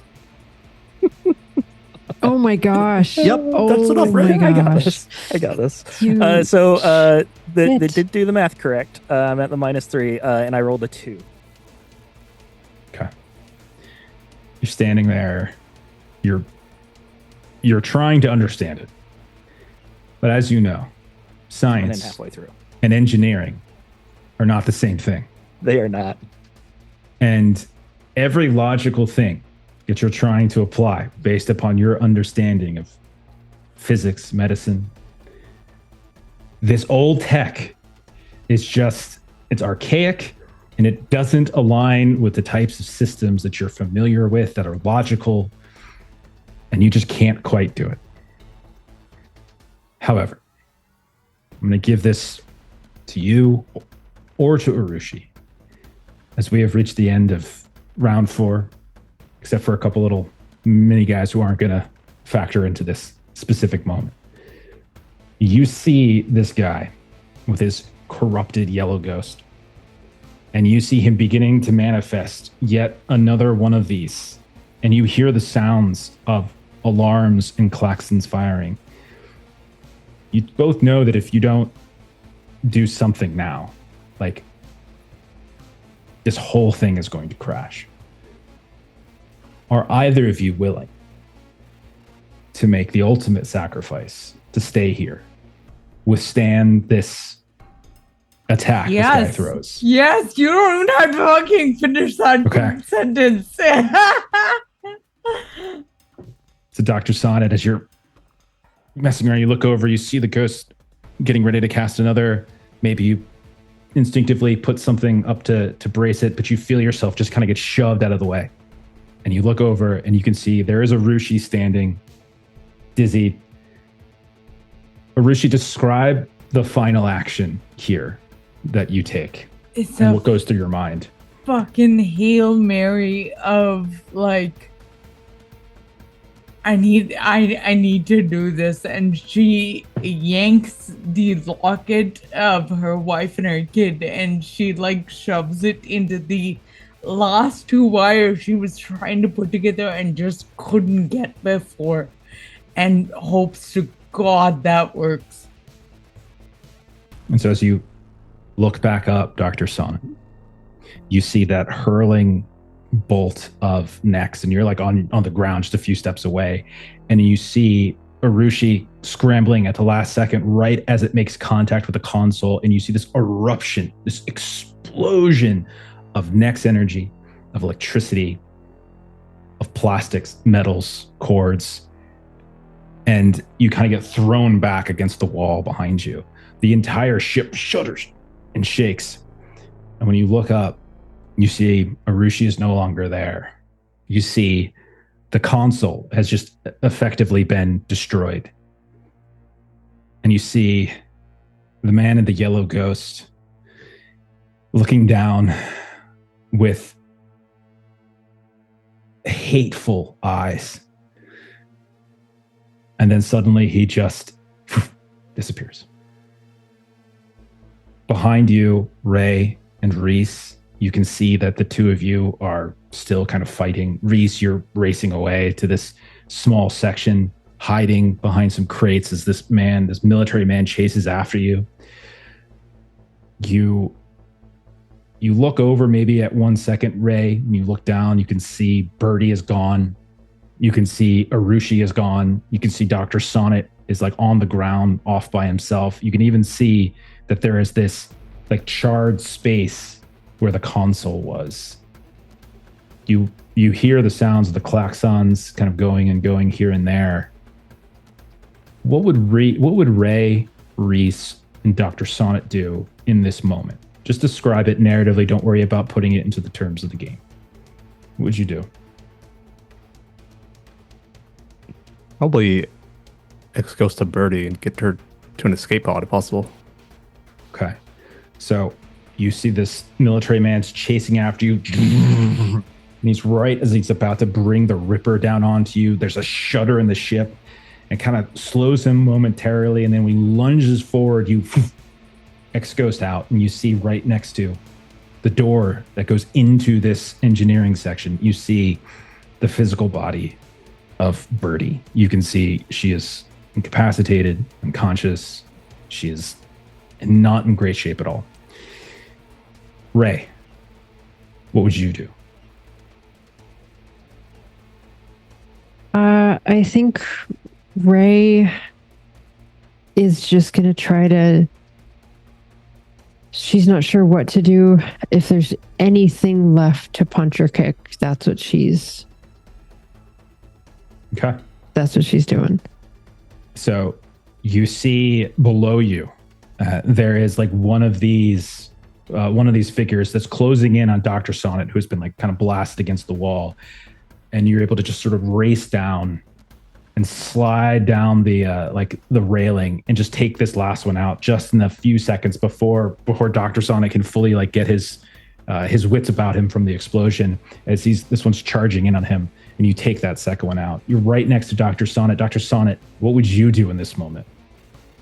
Dr. Sonnet is shaken for a moment from the blast from being pushed back, and he looks over and he sees where the console was. There's just broken pieces and scorch marks and shrapnel, and he sees this charred locket lying on the ground, and he snatches that real quick, and he starts to stagger to get up, and he sees another char mark on the ground where Birdie was hit, and you can all telepathically hear him say Birdie, and then he just teleports to her. So bamf, you're right next to Birdie now. Ray, do you follow? Yes. You bamf over. Now, Reese, your body and Arushi's physical bodies, both of your sleepers, are still on the bridge. Birdie is in dire straits. Ray, Dr. Sonnet, Reese, you're all ghosted around her. You can hear the sounds of imminent collision warnings, imminent collision warnings, imminent collision warnings, and you can tell there's all of these different things are starting to come back on. Whatever Arushi did, she's effectively kind of rerouted power through it. You're not exactly sure what's happened, but you're still getting these collision warnings in some way. Birdie and Arushi's bodies are physical. Reese, I misspoke. Your body is back on the Purity. Dr. Sonnet, your body is back on the Purity. Ray, your body is back on the cluster bus.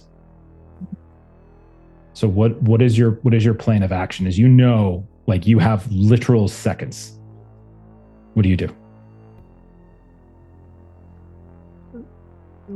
Try to figure out if there's an escape pod on this. Okay. At all. Okay. Give me a electronics or common knowledge, something like that. I'll do electronics. You're welcome to support him, the other two, by the way.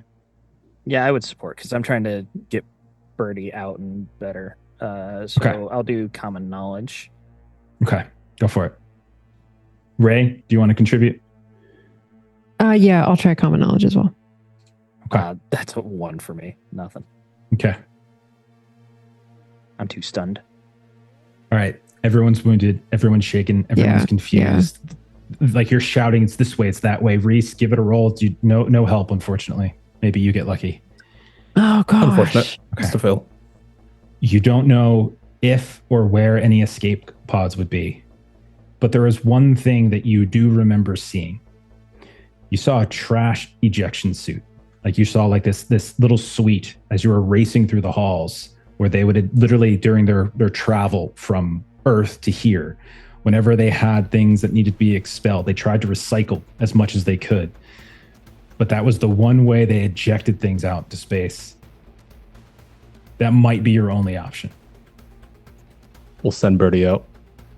Put her in a trash bag. Airtight trash bag. We see the three of you racing. We zoom in briefly on the bridge. We see there's Arushi's body, and it's just sitting there staring at the brightness of the sky as it's plummeting and plummeting and plummeting. And then we cut back and we see like the three of you like just pushing Birdie into this small little kind of compactor, and you just hit a button and it shoots something out, and you're just hoping beyond hope that it just lands in a safe spot. And then one by one, woof, woof, woof, Ray, you're back on the cluster bus. Dr. Sonnet and Reese, you're back on the Purity. And we watch, like from Arushi's perspective, we just see her. And Dr. Sonnet, you realize as you like kind of look down on your hand, you thought you grabbed the locket, but it's not in your hand. Instead, we see it. Arushi, is it around your neck? Is it in your hand? Where do you think it would have been on your body? I think it's in my hand. And it probably is open, and there's that picture of Indra and Janaki on one side and Janaki on the other. Maybe your eyes flicker open one last time. You look at the locket, and then we peel out of there, and we see from a distance this massive colony ship, the Thora, just plunging down. And it looks like it's about to hit Arcadium, but as it gets closer, you can see that whatever Arushi did, she managed to redirect it so it doesn't hit that floating platform of Arcadium. It clips along the side. You see it kind of drag, and a few buildings shudder, and one or two kind of shuttles kind of get caught up in a wake.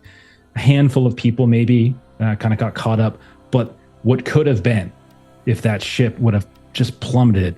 But somehow Arushi managed to affect the guidance roll, and you just see it kind of shift and move, and it doesn't fully turn back up towards the space, but instead it flies down beyond the platform, down into these fertile valleys on the city, and beneath the city, I should say, and this huge gash just erupts into the earth.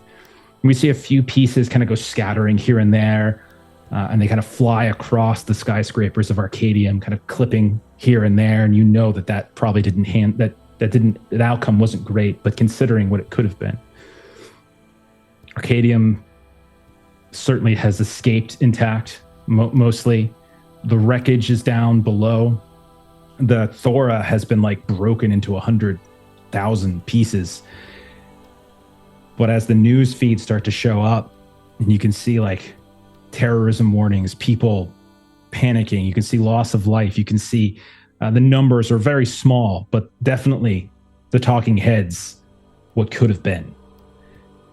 And as we kind of fade out of that like scene of the immediate end, we kind of check back at a certain point. We see like Birdie getting medical attention. We see Ray getting the cluster bus back on track. Dr. Sonnet and Reese working with Corporal Handy to figure out what to do with Purity. It's a few days before you receive communication. You've been reaching out to Birdie. Expond, nothing. And a few days later, it's a Draxel communication of all things that eventually comes to you. And it's from the Arcadium General Hospital. And apparently, there's been a survivor, and they've got they give you a basic description. They give you Birdie's physical description. Her consciousness has not yet come up. She suffered severe head trauma, physical trauma. And maybe the last thing we see is the three of you coming into this hospital room. You know, this bright, beautiful day. And as you walk in, and as the doctor leaves, and you can see all these different machines are surrounding Birdie, you can see these stitches that are being done to fix her dermis. Her eyes kind of flicker open, and the four of you can see each other. And suddenly the X bond reconnects. We're going to stop there, and as the end of Reunification. Holy shit. All right. What's up? So, hey, you saved Arcadium. Handful of people maybe got hit with some debris. You've lost Arushi, unfortunately. Made the ultimate price. The best we could. Pay the ultimate price. But, I mean, if you're going to go out saving millions of innocent people. Honestly, yeah. Hero right there. Hero. Rushi. That was Flat great. Crass, That was wonderful. unfortunately, is gone. But you've got Stolly. Maybe they're able to track him down. Who knows? All right. So that is it for us. That is it for our first run. We're going to do another run of Han Cluster here in next couple of weeks. But that is it for the jumpstart of Reunification. That's intense, man. That's an intense final so intense. sequence, right? Yeah. Yeah. So intense. Wow. Okay. That's awesome. Oh, Rushi did it. She did. Dude, if I hadn't failed like so many times. That crit fail. If I didn't crit fail, if we got there many sooner. fucking times. Oh, No, what I crit fail before that, so I feel like Yeah. You need a new character. That one was cursed. I fucking need I don't know what I need. I just need to stop pissing off the dice gods because they seem to be really on my ass lately. I don't know what you did to piss them off. Yeah. You usually have really good luck in Otherscape, so maybe this is just the other side, right? This is the other side of the coin. It's the other side. I guess, oh my gosh. Yeah. So intense. Definitely felt very Han Cluster intense. walks so that Otherscape could wait. How's it work again? There's a phrase. But we've been playing for 3 hours and 20 minutes and I'm exhausted.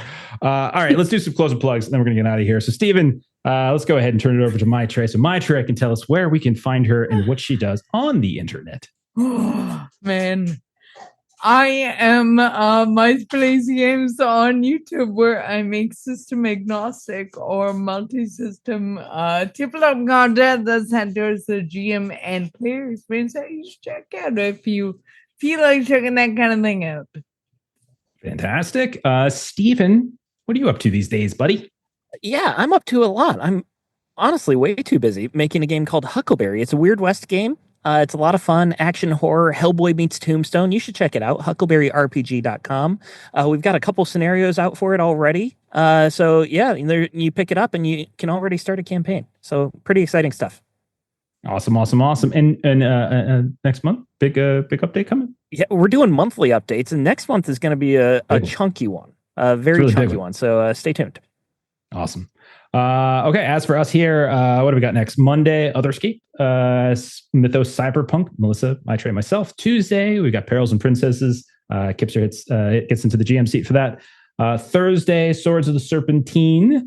Friday, we've got some Dragonbane with Aaron as our GM. We'll have some more Han Cluster next Saturday. And we also, every other Friday, our dear Steven just started up some Magnus Archives, played our first real session last night. So you should check that out. We're having on the YouTube page in a few days. But then you should come join us and watch it live as it's pretty fun. It's pretty fun. I think it was pretty fun. All right, let's go ahead and let's raid somebody. Transplanar RPG. Everyone, have a great rest of your night. Check out Han Cluster. Look at the links in the various descriptions, however you're watching or reading this later, that kind of thing. And we'll call it. Bye-bye. See you later. Bye.